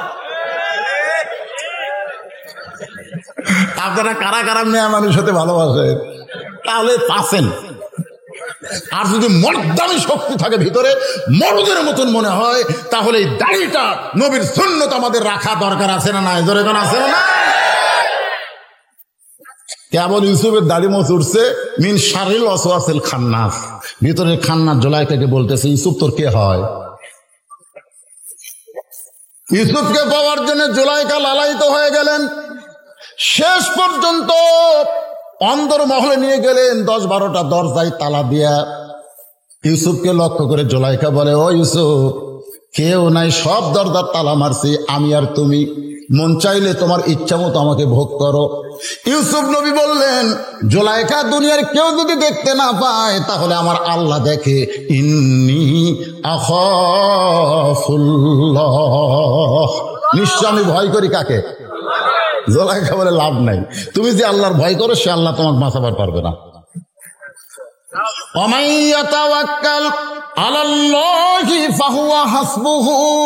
আল্লাহর প্রতি ভরসা করে ইউসুফ যখন দরজার দিকে যায়, চাবি ছাড়া প্রত্যেকটা দরজার তালা খুলে যাচ্ছে। ধরে কোন সুবহানাল্লাহ। জুলাইখা দেখলে এত চেষ্টা করলাম তাও কিছু করতে পারলাম না। ইউসুফ শেষ দরজায় যেই গেছে, জুলাইখা দৌড়ে গিয়ে ইউসুফের পেছনে পাঞ্জাবি এভাবে ধরছে দুই হাত দিয়ে। মনে করছে পাঞ্জাবির মহব্বতে ইউসুফ হয়তো ব্রেক করবে। যার কলিজায় আল্লাহর ভয় তার কোনদিন পাঞ্জাবির মহব্বত হয়? ইউসুফ যখন ইজ্জত বাঁচানোর জন্য দৌড় মারছে, পিছনের পাঞ্জাবি ছেড়ে গেছে। জুলাইখা দৌড়ে গিয়া রাজ দরবারে বিচারকের সামনে দাঁড়ায় বলে, বিচারকেরা, আমি যাকে ছোটবেলা থেকে লালন পালন করলাম, সে ইউসুফ আজকে আমার নারী নির্যাতন করে আমার ইজ্জতকে হরণ করতে চেয়েছিল। আমি বহু চেষ্টা করে ইউসুফের হাত থেকে আমার ইজ্জত বাঁচাইছি। আমি জুলাইখা ইউসুফের বিচার চাই। সর্বপ্রথম একজন নারী একজন নবীর বিরুদ্ধে নালিশ করেছে। ধরে কোন কথা ঠিক কিনা? তাহলে নবীর বিরুদ্ধে যদি নারী নালিশ করতে পারে, তাহলে নায়েবে রাসূলের বিরুদ্ধে করবার পারে না? ধরে কোন পারে কি পারে না? বিচারকরা বলতে জুলাইখা কোনো টেনশন করেন না, ইউসুফের বিচার হবে, ইউসুফের বিচার হবে। একটু মনোযোগ দিয়ে শোনেন, ইউসুফের বিচার হবে। পরদিন ইউসুফ নবীকে নিয়ে গেছে খোলা ময়দানে, হাজার হাজার মানুষ বিচার দেখতে আইছে। সবাই একই চিন্তা করে, নিমক হারাম মা হইয়া সন্তানের মতন লালন পালন করলো, সেই জুলাইখার ইজ্জত নষ্ট করবার চাই, এই নিমক হারামকে আমরা এক নজর দেখতে যাব। হাজার হাজার মানুষ দেখতে এসে ইউসুফের চেহারার দিকে তাকায় সবাই চমকে উঠছে। এত সুন্দর মানুষ কোনোদিন অন্যায় করতে পারে না। বাংলাদেশের আলেমরা এত সুন্দর, তারাও কোনোদিন অন্যায় করতে পারে না। ধরে কোন ঠিক কিনা? আল্লাহ বলেছেন ইন্নামা ইয়াখশাল্লাহ মিন ইবাদিহিল উলামা, বান্দা সমূহের ভিতরে আলেম বান্দারাই আল্লাহকে সবচাইতে বেশি ভয় করে। এ তদন্ত বর্তমান সরকারের না, এই তদন্ত হলো আমার আল্লাহর। ধরে কোন ঠিক কিনা? সবাই তাকায় দেখে ইউসুফ মাথা নিচু করে আছে। কি করবে? কি করবে? করার কিছু নাই। বিচারের প্রধান বিচারপতি বলতে, যে জুলাইখা তোমার লালন পালন করলো, তুমি তার ইজ্জত নষ্ট করবার চাও, এত বড় নিমক হারাম তুমি কেমনে হইলে? এমন কথা যখন বারবার বিচারক বলতেছে, তাফসীরের মধ্যে আছে 2.5 মাসের একটা ছোট্ট বাচ্চা মায়ের কোল থেকে বলে, রে বিচারকেরা, অভিযোগ করলি, তোমরা বিচার করতেছো, একটাবার তদন্ত করে দেখো দোষীকে। যদি ইউসুফের জামার সামনে ছেড়ে তাহলে ইউসুফ দোষী। ইউসুফ জোর করে জুলাইখাকে ধরবার চাইছিল, জুলাইখা বাঁচার জন্য ইউসুফের জামার সামনে ছেড়ে দিছে। আর ইউসুফের জামা যদি পিছন দিকে ছেড়ে তাহলে বুঝবা ইউসুফ নির্দোষী, জুলাইখাই দোষী। তোমরা তদন্ত করে দেখো তো অবস্থা কি। সমস্ত বিচারকেরা তদন্ত করে দেখে ইউসুফের জামার সামনে তো ছিঁড়িনি, বরং একটা ময়লাও পর্যন্ত নাই। পিছন থেকে তাকায় দেখে পাঞ্জাবি ছিঁড়ে গেছে। সমস্ত বিচারক চোখ বন্ধ করে মনে মনে বলতেছে, ইউসুফ তুমি নির্দোষী, ইউসুফ তুমি নির্দোষী। কিন্তু আমরা জবান খুলবার পারতেছি না, আমরা বর্তমান সরকারের চাপে আছি। বিচারক কয় ইউসুফ নির্দোষী রে, কিন্তু আমরা মুখ খুলবো কেমনে? কারণ জোলাইকা হলো প্রধানমন্ত্রীর বউ, জোলাইকা হলো প্রধানমন্ত্রীর বউ। এটি যদি জোলাইকা দোষী কই তাহলে আমাকে বিচারকের পদই থাকবি না। ধরে কোন কথা ঠিক কিনা? সমস্ত বিচারক মাথা নিচু করে বলতেছে মনে মনে, ইউসুফ তুমি নির্দোষী, কিন্তু আমরা চাপে পড়েছি, আমরা কেমনে জবান খুলি? সবাই যখন চুপ করে আছে, আজিজ মিশর বলে, রে বিচারকেরা তদন্ত করার রিপোর্ট দাও। প্রধান বিচারপতি বলতেছে, এসকে সিনহার মতন প্রধান বিচারপতি বলতেছে, ইউসুফ তুমি দোষী। যেই বলছি ইউসুফ তুমি দোষী, সব বিচারক জিব্বা। এটা কি রায় হলো রে? এটা কি রায়? সমস্ত সাক্ষী একটাও তার বিরুদ্ধে নাই, তারপরে কয় হাসি। এটা কি রায় হচ্ছে? বিচারকের জিব্বাত কামড় খেয়েছে। সুবহানাল্লাহ। ইউসুফ চোখের পানি বের করে কাঁদতেছে, বিনা দোষে দোষী কইরা আল্লাহ, বিনা দোষে দোষী কইরা আল্লাহ ইউসুফ দিলা জেলখানা। আল্লাহ উপায় বলো না, জনম দুঃখী কপাল পোড়া নবী ইউসুফ একজনা। আল্লাহ কয় কান্দিস না, কান্দিস না। জেলের মধ্যে বিনা দোষীরে ঢুকাইলে তার দোষ প্রচার হবে না, বরং তার প্রশংসা হবে। ইউসুফ রে, একটা বার জেলে যা, আগে ওয়াজ করলে ৫,৫০,০০০ হতো, আর বার হয়ে যদি তুমি ওয়াজ করো আমির হামজা ৫ লক্ষ মানুষ হবে। ধরে কোন কথা ঠিক না? দোষী না রে, বিনা দোষীকে দোষী বানায়, শোনেন, বিনা দোষীকে দোষী বানায় জেলখানার মধ্যে দিলে দিন দিন তার দাম বাড়ে না কমে? বাড়ে না কমে? 50 বছর কোরআনের তাফসীর করে হুজুর এখন জেলখানায়। আগে যদি 5 লক্ষ মানুষ হতো, এখন 50 লক্ষ মানুষ হবে। বাংলার এমন কোন জায়গা নাই যে হুজুরের মাহফিলে লোক ধরবে। নারী নির্যাতন করতে, মানুষ খুন করতে ছাড়িয়ে দাও, জনগণ পিঠা মারুক। ছাড়িয়ে দিয়ে দেখো তো পিঠা মারে না হাতের সাথে হাত লাগানোর জন্য। যে হাতে হ্যান্ডকাপ লাগাচ্ছে মামুনুল হকের, সে হাতের সাথে হাত লাগানোর জন্য হাজার হাজার যুবক রাস্তার দাঁড়া থাকে, আর সে হাতত হ্যান্ডকাপ লাগাচ্ছে। চোর ডাকাত হাসে আর কয়, হাই হাই এমন একটা দেশে ভাই আমরা মুক্ত হতে বেড়াই, আর বলে হ্যান্ডকাপ লাগা ঘরে। ইউসুফ জেলখানার মধ্যে ঢুকলেন। মাগরিবের 3 রাকাত নামাজ কেমনে পাইলাম, এটা বোঝানোর জন্য বলতে যে একটু মনোযোগ দেন। জেলখানা থেকে এক সময় ইউসুফ নবী মুক্ত হলো। শুধু মুক্ত হলো না, এক সময় মিশরের খাদ্যমন্ত্রী, এক সময় মিশরের প্রেসিডেন্ট হয়ে গেল। ধরে কারণ সুবহানাল্লাহ। যে 10 জন কুয়ার মধ্যে ফেলা দিয়েছিল 10 ভাই, আর আবার ইউসুফ নবীর কাছে গেছে, যা বলতেছে, মহামান্য রাষ্ট্রপতি, আমরা হলাম কেনান দেশে ইয়াকুব নবীর সন্তান, আমরা আপনার কাছে একটু সাহায্য চাই। ইউসুফ মনে মনে কয়, কে রে, এরাই তো 10 জন, এই 10টাই তো আমার হাত পাও বান্ধে কুয়ার মধ্যে ফেলা দিছে, এরাই তো 10 জন। মন বলতেছে লাগা, এখন তো র্যাব আছে, পুলিশ আছে, লাগা এই 10টা বান্ধে মর মাদে। এটা বলতেছে মন।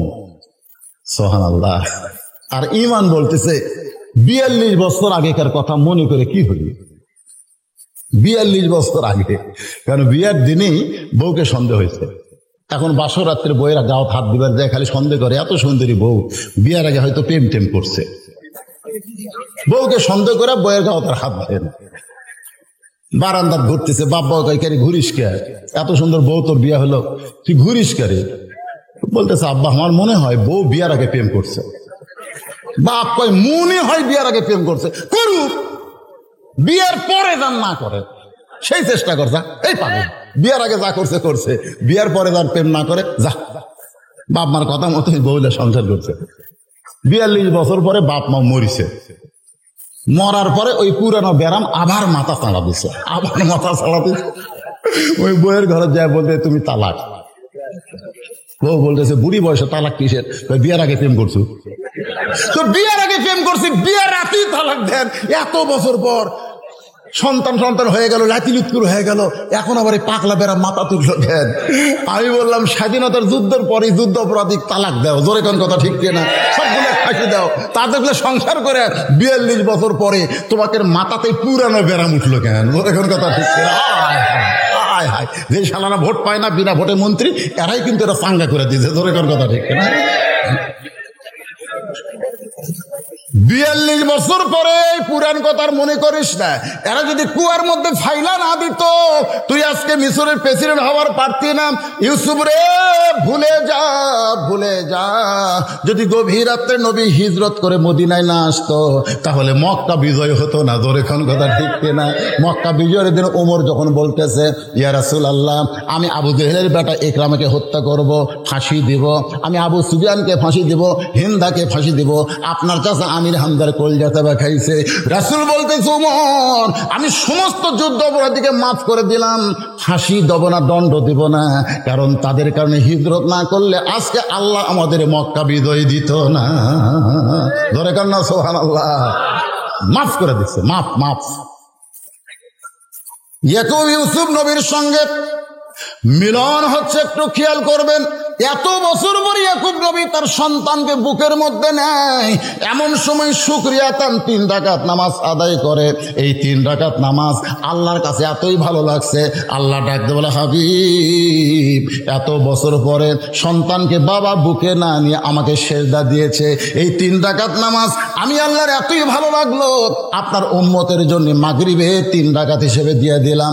আপনার উম্মতেরা মাগরিবে 3 রাকাত নামাজ যখন জামাতের সঙ্গে আদায় করবে, ইয়াকুব ইউসুফ নবীর সম পরিমাণ সওয়াব আমি আল্লাহ দান করে দিব।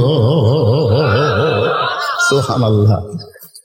রাসূল বলতেছে, আল্লাহ এই মাগরিবে 3 রাকাত পড়লে 2 নবীর সমান সওয়াব দিবেন। এটা যদি আমার উম্মতেরা জানে, আমি আপনার কাছে ওয়াদা করতেছি, ওরা মরে যাবে কিন্তু মাগরিবের নামাজ কোনোদিন ছাড়বে না। আল্লাহ বলেছেন, পড়েন, ইন্না সলাতি ওয়া নুসুকি ওয়া মাহইয়ায়া ওয়া মামাতি লিল্লাহি রাব্বিল আলামিন। দুইটা, একটা হলো ফাসাল্লি রব্বিকা, আর একটা হলো ওয়ানহার, একটা হলো নামাজ, একটা হলো কুরবানি। এই 2টা আমল যারা করবে তারাই পান করবে হাউজে কাউসারের পানি। আমি 5 ওয়াক্ত নামাজের মধ্যে 4 ওয়াক্তর কথা কইলাম, এখন 1 ওয়াক্ত বাকি আছে। কয় ওয়াক্ত? আজকে বিশ্বকাপ খেলা কখন শুরু হবে?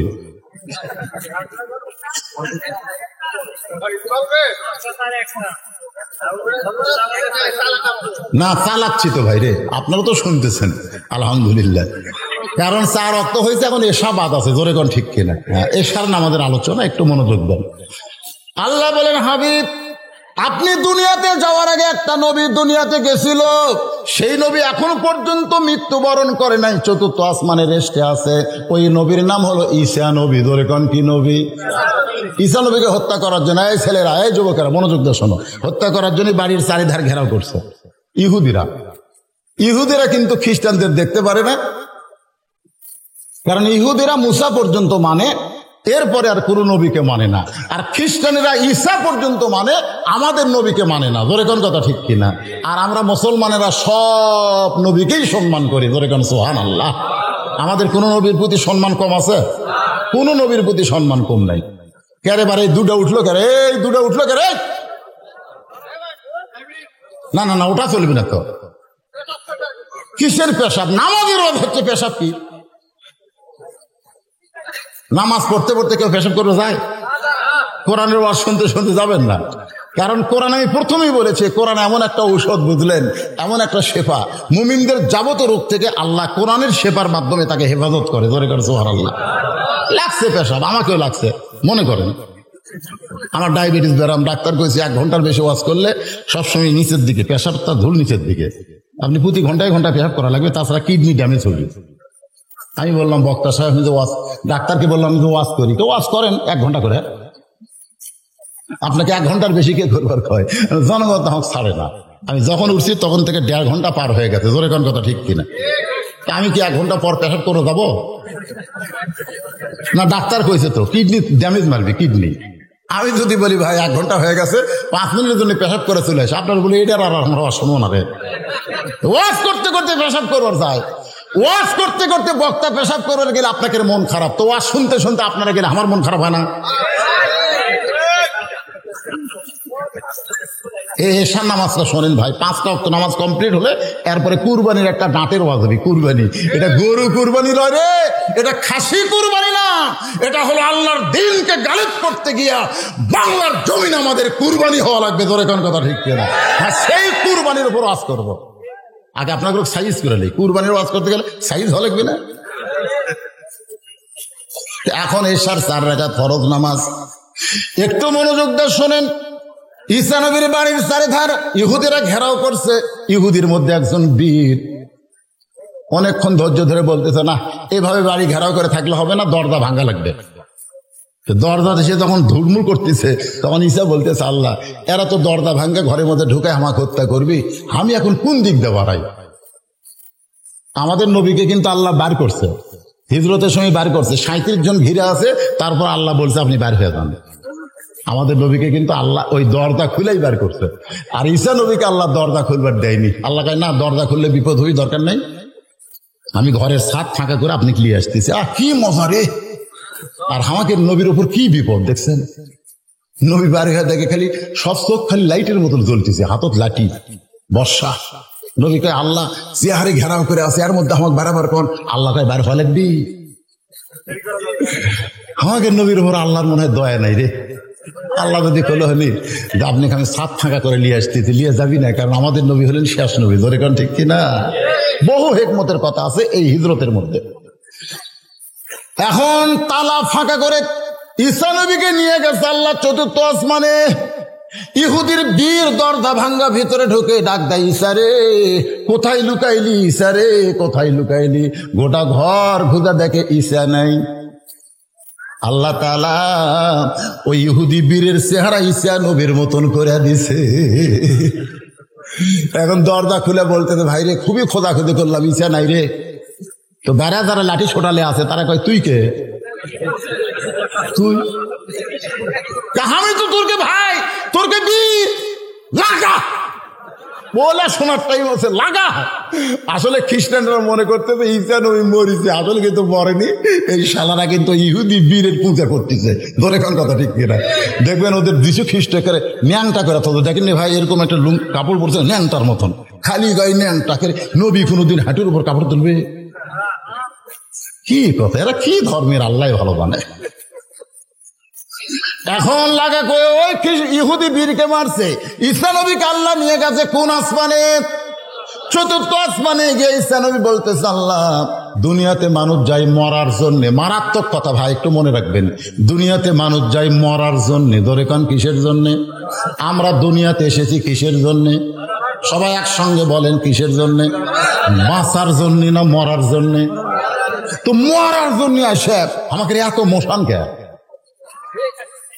এই মরার জন্য এসে আমাকে এত মোশন করে, 3 তলা 4 তলা 5 তলা। হায় হায় হায় হায় রে! বাড়ির দিকে তাকায় আর কয় একটা বেসাদ বানাছি রে। আর সিঁড়িতে উঠতে পারে না, এখন লিফট দিয়ে উঠছে, লিফট 10 তলা তুচা বলতেছে, 10 তলা এই খুঁজেছে হামনিয়াত ছাড়ছে। ইতিমধ্যে আজরাইল এসে বলতে যাই, আমি লিফট দিয়ে উঠছি, কোথায় যাবো ভাই? বলে আমার নাম আজরাইল, নামবো না? আজকে যারা ক্ষমতার চেয়ার পায়ে বলতে এত সালের আগে আমার নাম সামনে আজরাইল খাড়া হয়ে বলবি যাই, নামবো না? এই জন্য সবাই বিশ্বাস করেন দুনিয়াতে আমরা বাঁচার জন্য আসি নাই, মরার জন্য এসেছি। ধরে কোন কথা ঠিক কিনা?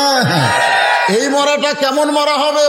আল্লাহ বললেন, ইয়া আইয়ুহাল্লাযীনা আমানুত্তাকুল্লাহা হাক্কা তুকাতিহি ওয়া লা তামুতুন্না ইল্লা ওয়া আনতুম মুসলিমুন।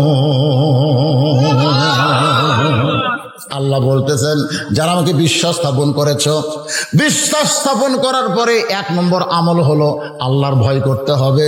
শুধু আল্লাহর ভয় মাঝে মধ্যে করলে হবে না, সব সময় আল্লাহর ভয় করতে হবে। মুসলমান না হয়ে তোমরা মৃত্যুবরণ করো না। মুসলমান হয়ে যদি মরতে পারো, তোমাদের দেহ যাবে কবরে, তোমাদের প্রাণ পাখি কবরে যাবে না, ওই পাখিটাকে আল্লাহ ইল্লিন নামক জান্নাতে ছেড়ে দিবে। আমার সঙ্গে যারা পারেন তারা একটু বলেন, আমার সোনার ময়না পাখি। গান শোনেননি? গান শোনেননি? আমার সোনার ময়না পাখি কোন দেশেতে উইরা গেলি রে, দিয়া মোরে ফাঁকি রে আমার। এটা ভুয়া কথা, এটা হচ্ছে ভুয়া কথা। কোন দেশেতে উড়ে গেলি দিয়া মরে থাকে? এই মুসলমান, তুমি জানো না পাখি তোমার কোথায় উড়ে গেছে? সবাই বলতে হবে, আমার সোনার ময়না পাখি খাসা খানা কবরে দিয়া জান্নাতে উড়া গেলি নাকি? আমার দেহ খাসা থাকবে কবরে, আর মুসলমানের পাখি ইল্লিন নামক জান্নাতের বাগানে উড়ে বেড়াবে। সুবহানাল্লাহ, কত ওড়ার স্বাদ আছে। খালি মুসলমান হয় মরে দেখেন ওড়া কাক কয়। আপনার কি মনে করেন উড়বার মন চায় না? এই ধর এখন উড়বার মন চায় না? এই বেঁকা বেঁকে রাস্তা থাকবার মন চায়, গাড়িতে যাবার মন চায়। হায় হায়, এত বেকারে ভাই, খালি উড়বার পারলে ওলে বেঁকা বেঁকে আছে, সোজা মার। জোরে কর কথা, ঠিক সোজা মার। এখন মনোযোগ দিয়ে শোনেন, আল্লাহ কয় ঈসা রে তোমারও মৃত্যু হবে। ঈসা বলতেছে, আল্লাহ দুনিয়াতে মানুষ মরার জন্য যায়, কিন্তু আপনি যে আমাকে দুনিয়া থেকে আসমানে নিয়ে আসলেন, আমার মৃত্যু কি আসমানে হবে? আল্লাহ বলে, ঈসা তুমি শুনে নাও, তোমার মৃত্যু হবে। শুধু তোমার মৃত্যু না, যে আজরাইল আমাকে জান কবজ করে এরও কিন্তু মৃত্যু হবে। আপনাদের কি মনে হয় আজরাইল মরবি না? তাহলে এখন তারা বাংলাদেশে আজরাইলের ভূমিকা পালন করতেছে, তোকে মারলে আমার কি হবে? আমার চিনিস চিনিস? খালি বগুড়া থেকে ঘুরে আসি রে, তোকে সাইজ করতে আমার 1 মিনিট লাগবে না। এরকম এমন হুমকি মারতে ভাই, আগামীকাল সকাল 10টায় তোকে আমি সাইজ করবো। যা, ওই বাড়িতে এসে কানতেছে, বউ কয় কান্দিন কেন? সকাল 10টায় আমার সাইজ করি, বারে এই জন্যই কানতেছি। বউ কই সকাল 10টায় সাইজ করবি, আর এখন থেকে আপনি কান্দেন? আপনার কি আক্কেল হুঁশ নাই? স্বামী কয় কি বলতে বলে, এ দেশত কি বিচার নাই? সকাল 10টায় সাইজ করার আগে আপনি চেয়ারম্যানের কাছে যান, মেম্বারের কাছে যান, বিচার দেন। স্বামী খালি মুচকি মুচকি হাসে। বউ কয় হাসেন কেন? বলে হাসার কারণ হলো এমন দেশে বিচারের কথা কইনি রে। হায় হায় রে, যাই আমার হুমকি মারছে ওই চেয়ারম্যানেরই চামচা রে। যাই আমার সকাল 10টায় হাত পাও ভাঙবি, চেয়ারম্যানেরই চামচা। তাহলে চেয়ারম্যানের কাছে আর বিচার দেখাম হবে? বাংলাদেশের বিচার হলো ওই যে আমার ওয়াদের মধ্যে আছে, 5 বছর আম বাগানে চাষ করে জ্যৈষ্ঠ মাসে দেখতে গেছে আম পাকছে কিনা। যা দেখে ছোট্ট একটা ছেলে গাছের ডালে বসে পাকা আম পাকতেছে আর ব্যাগত তুলতেছে। বাগানের মালিক কয় আমি খাইনি, বৌসল কেউ খাইনি, তুই আমার কাছে আম পাকতেছিস, এই তোর বাপক যা বিচার দেবো রে। ছেলে খালি মুচকি মুচকি হাসে। বাগানের মালিক তো হাসিস কেন? বলে হাসার কারণ আমার বাবা কোথায় খুঁজবেন হবেন, আমার বাবাও আর এক গাছে চড়ছে। খোঁজা লাগবি না, খোঁজা লাগবি না, কুটি খুঁজবার যাবেন। তাকে দেখো আর বাপ খালি আম পাড়ার বস্তা ভরায়, গাছের নিচে বসে বলে আল্লাহ বিচার দেবো কার কাছে? বেটাও চোর, বাপেও চোর। আজকে আমাদের বাংলাদেশের অবস্থা তাই হয়ে গেছে। জোরে কার কথা, বিচার দিবেন কার কাছে? সব সালাই চোর। চোরের বিচার চোরে করবে, কথা কোন চোরের বিচার চোরে করবে? এখন বলতেছে ভোগ, বলতেছে শোন লাভ নাই, কারণ যাই আমার সকাল 10টা হাত পাও ভাঙবি চেয়ারম্যানের লোক। তো বউ বলতেছে তাহলে কি করবে?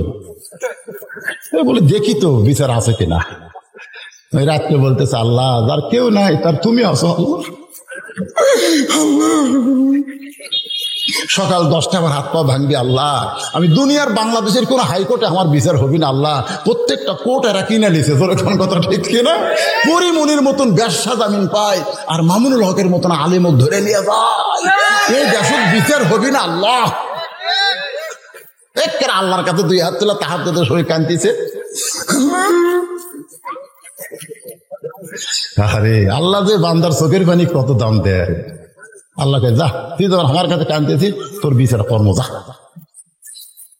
ওর বউ দিনের বেলা হাফ প্যান্ট ফুল প্যান্ট এই যে গেঞ্জি শার্ট এলা মানে পরিষ্কার করবার যা তাই চলাটি বলে। ওর বউ যাই হুমকি মারছে, ওর বউ কাপড় পরিষ্কার করছে, কিন্তু সাবানের ফ্যানটা পানি দিয়ে যে ধুয়ে দেয় লাগবে ওটা দেয়নি, মনে নাই। বোঝেন না? 4 জলসা জি বাংলা যে মেয়েরা দেখে এর সংসারের প্রতি মন আছে, খালি ঘড়ি দেখে 4 জলসা আবার কখন হবে। রাতে মিস করছে, কারেন্ট নাই, দিনের 10টার সময় দেখবি তরকারি তুলে দিয়ে 4 জলসা দেখতেছে, তরকারি পুড়ে আশেপাশে লোকাই পুড়ে শেষ হয়ে গেল রে, পুড়ে শেষ হয়ে গেল। মানে তরকারি পুড়লে তো ফ্যানফ্যানি গন্ধ, দৌড়ে যায় দেখে তরকারি পুড়ে শেষ। এই যে মেয়ে মানুষের 4 জলসা জি বাংলা পাগলি করছে, কোনো দিকে খেয়াল নেই। এখন বউ তো পরিষ্কার করছে প্যান্ট শার্ট, কিন্তু সাবানের ফ্যানটা পরিষ্কার করেনি, ওটা শুকে যায় লেয়াল পাহসা। ওই রাত 10টার সময় পেশাব করবার ঢুকছে, পন্সের স্যান্ডেল পাঁপ দিয়ে তলা সমান, ধরেন কি সমান, তলা সমান। হুমকি মারছে সকাল 10টায় তোর হাত পা ভাঙবো। এই হুমকি দিয়ে আমি 10টার সময় পেশাব করে গেছে তলা সমান ভাই, ওই ফ্যানটার উপর যে পাও পড়েছে, 2 পাও একবারে, মানে ব্রেক ধরার কোনো বুদ্ধি নেই। আচ্ছা 2 পাও যদি একবারে যায় তাহলে ওর অবস্থাটা কি হবে বোঝেন? গাছ কাটলে কিনা ঠাস করে পড়ে এরকম শব্দ। ও মারে বাবারে, বউ দৌড়ের সাথে দাঁতি লাগছে, মানে ও মারে বাবারে কই আর হুঁশ নেই। চোখে মুখে পানি দিয়েছে, দিয়ে কয় এখন মাজা নাই, মানে মাজা ভেঙে গেছে, মাজা ভেঙে গেছে। এখন বউ অ্যাম্বুলেন্স মোবাইল করছে, আমার স্বামী তো পেশাব পায়খানা করবার দিয়ে মাজা ভাঙিছে, তাড়াতাড়ি আসুন। রাত 11টার সময় অ্যাম্বুলেন্স আছে। অ্যাম্বুলেন্স যখন গ্রামের মধ্যে ঢোকে তখন ওরে বাবারে সররে, ওরে বাবারে সররে একটা বাদ্য হয় কি হয় না? তো চা হুমকি দিতে সকাল 10টায় হাত পা ভাঙবি, ওই চিন্তা করে কে রে এই গ্রামে অ্যাম্বুলেন্স ঢোকে কেন? এই কয় দরজা খুলবার পথে, বউ কয় না দরকার নাই। আরে সকাল 10টায় হাত পা ভাঙবি, এখন রাত 11টা, দেখি তো কার বিপদ হচ্ছে। বার হয়ে দেখে যাই হুমকি মারছে ওরই দরজা। কে রে এরই দরজাতে অ্যাম্বুলেন্স। আস্তে আস্তে দেখবার এসে দেখে তকতাত করে শান করে তুলতেছে। ওই জানলার কাছে গিয়ে বলতে দে, ভাই সকাল 10টা বাজতে অনেক বাকি, বা কান্দিস রে, সকাল 10টা বাজতে অনেক বাকি রে, তোর কি হচ্ছে? তোর হাত পাও ভাঙবার দে, আমার মাথা ভাঙ্গিতে। শালারা চিন্তা কর, কাউরে মারবার চাস না, তোর নিজের মাথা ভাঙ্গি। ধরে কোন কথা ঠিক কিনা? এমন জায়গায় আল্লাহ আলপা করে রাখছে, এমন পড়া পড়বা আর দাঁড়াবার পারবা না। ধরে কোন কথা ঠিক কিনা? তো ইজ্জুমান তাশা পড়েন, তো ইজ্জুমান তাশা অতুযিল্লু মান তাশা বিয়াদিকাল খায়র ইন্নাকা আলা কুল্লি শাইইন কাদির। সম্মান দেওয়ার মালিককে, অপমান করার মালিককে, ভালো মন্দর মালিককে, সমস্ত ক্ষমতার মালিককে। যে আজরাইল জান কবজ করে ও মরবে, এটা আমি মরার ইতিহাস যখন পড়লাম আশ্চর্য হয়ে গেলাম। আজরাইল বলতেছে আল্লাহর কেউ নাই, আল্লাহ আর জান কবজ করার কেউ নাই, আল্লাহ তাই ভালো করে দেখ আছে। আজরাইল বলছে আল্লাহ আমি ভালো করে দেখছি, আল্লাহ কেউ নেই। আল্লাহ কয় দেখ রে, ভালো করে দেখ আছে। আজরাইল কয় নাই আল্লাহ তুই, যেই কাছে তুই। আজরাইল কয় আল্লাহ আমার জান আমার কবজ করা লাগবে। এইটা যদি আগে জানতাম তাহলে এই দায়িত্ব কোনোদিন নিতাম না। কান্দা কাটা হলো ওই জান কবজের আজরাইলের দায়িত্ব আমি নিতাম না। বাদান একটু মনোযোগ দেন। আল্লাহ কয় ঈসা তোমারও মৃত্যু হবে। ঈসা বলতেছে আল্লাহ কবে নবী করে আবার দুনিয়াতে প্রেরণ করবেন? আল্লাহ কয় নবী করে পাঠাবো না, আবার তোমাকে পাঠাবো বিশ্ব নবীর উম্মত করে। সঙ্গে সঙ্গে ঈসা নবী এক নিয়তে 4 রাকাত নামাজ আদায় করে বলে আল্লাহ নবী করে আমার দুনিয়াতে প্রেরণ করেছিলেন, এত খুশি আমি হতে পারি নাই, কিন্তু বিশ্ব নবীর উম্মত করে পাঠাবেন এই খুশিতেই 4 রাকাত নামাজ আদায় করলাম। আল্লাহ বলে হাবিব ঈসা নবীর 4 রাকাত নামাজ আমি আল্লাহর এতই ভালো লাগছে, আপনার উম্মতের জন্য এশার 4 রাকাত ফরজ হিসাবে আপনাকে দিয়া দিলাম। আপনার উম্মতেরা এশার 4 রাকাত ফরজ নামাজ যখন আদায় করবে ঈসা নবীর সমপরিমাণ সওয়াব আমি আল্লাহ দিয়া দিব। মুরব্বীদের না, এখন যুবকদের বলতেছে, বাবা আজকে নামাজের ওয়াজ শুনে কোন ওয়াক্ত বাদ দেওয়া যাবে? কথা কন না, কোন ওয়াক্ত? একটা ওয়াক্ত বাদ যদি না দেন, মসজিদ দোতলা করা লাগবে না, 5 ওয়াক্ত নামাজ যদি মুসল্লি দিয়ে মসজিদ ভরে যায়, এটাই হলো মসজিদের সবচাইতে বড় উন্নয়ন। ধরে কোন কথা ঠিক কিনা? আমরা মসজিদে সিমেন্ট চাই, মসজিদে টাকা চাই। আমি বলবো টাকা সিমেন্টের দরকার নেই, আমরা মসজিদে মুসল্লি চাই। ধরে কোন কি চাই? এখন টাকা কালেকশন হবে না, মুসল্লি কালেকশন। কারা কারা ফজর নামাজ পড়বেন আল্লাহকে একটু হাত দেখান। এর নাম হলো মুসল্লি কালেকশন। দেখি কয়টা হাত তোলে না, দেখি তো। চাইলে তোলা যায় না, চাইলে তোলা যায় না। লিল্লাহ আজকের ওয়াজ যা হলো ভাই, মুসল্লি কালেকশনের ওয়াজ হলো রে। হাত তোলার পরে যারা ফজরত যাবেন না, লিমা তাকুলু মা লা তাফালুন, আল্লাহ বলেছেন জবানের সাথে আমলের মিল না থাকলে টাটকা মুনাফিক হবি রে, টাটকা মুনাফিক হবি। আল্লাহ সুবহানাল্লাহ। ঘাটকর মধ্যপাড়া বাইতুল আমান জামি মসজিদের উদ্যোগে মাহফিল, যে হারে ফজর নামাজ পড়ার জন্য সবাই হাত তুলছে, 5 ওয়াক্ত নামাজ আল্লাহ আমাদের কবুল করুক। এবার আছে ওয়ানহার। ওয়ানহার মানে কুরবানি। জোরে কোন ওয়ানহার মানে কি? এই কুরবানি মানে কি একটু বোঝানোর জন্য বলতেছি। উম্মে ফজল আল্লাহ নবীর কাছে হোসাইনকে নিয়ে আইছে। এই মাত্র হোসাইনকে ফাতেমা প্রসব করেছে। প্রসব করার পরে গোসল করে হোসাইনকে আল্লাহ নবীর কাছে নিয়ে আইছে। আল্লাহ নবী বলতেছে আমার নাতিকে আমার কোলে দাও। হোসাইনকে কোলে নিয়ে আই নবী কপালে একটা চুমু দিয়ে বললেন, এই গোস্তের টুকরাকে আল্লাহ তুমি কুরবানি হিসাবে কবুল করো, কুরবানি হিসাবে কবুল করো। সমস্ত সাহাবীরা বললেন, ইয়া রাসূলুল্লাহ আপনার নাতি হোসাইনকে কুরবানি হিসাবে কবুল করার কথা কেন বলতেছেন? রাসূল বললেন, সাহাবীরা একদিন আমি নবী থাকবো না, তোমরাও থাকবা না, সেই দিন আমার নাতি হোসাইন আল্লাহর জন্য নিজের জীবনকে কুরবানি করে দিবে,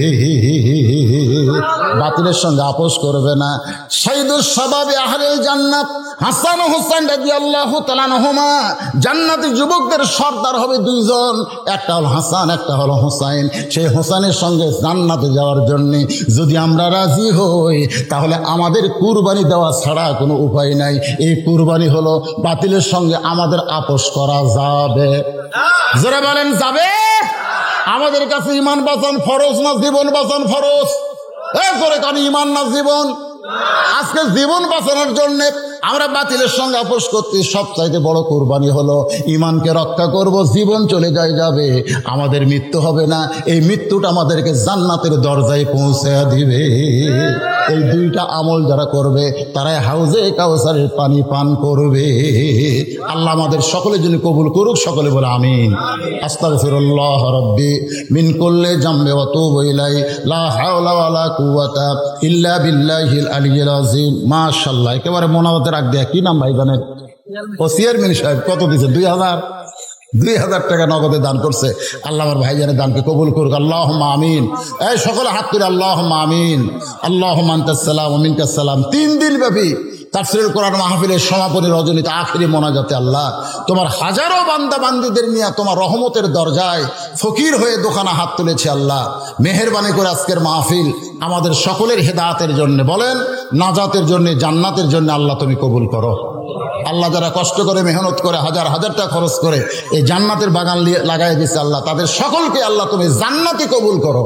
আয় আল্লাহ আজকে নামাজের ওয়াজ করলাম, আমাদের 5 ওয়াক্ত নামাজ হিসেবে কবুল করে নাও। আল্লাহ আল্লাহ মসজিদকে কবুল করো। নগদে বাকিতে মসজিদ দান করেছে, আল্লাহ সকলের দানকে কবুল করো।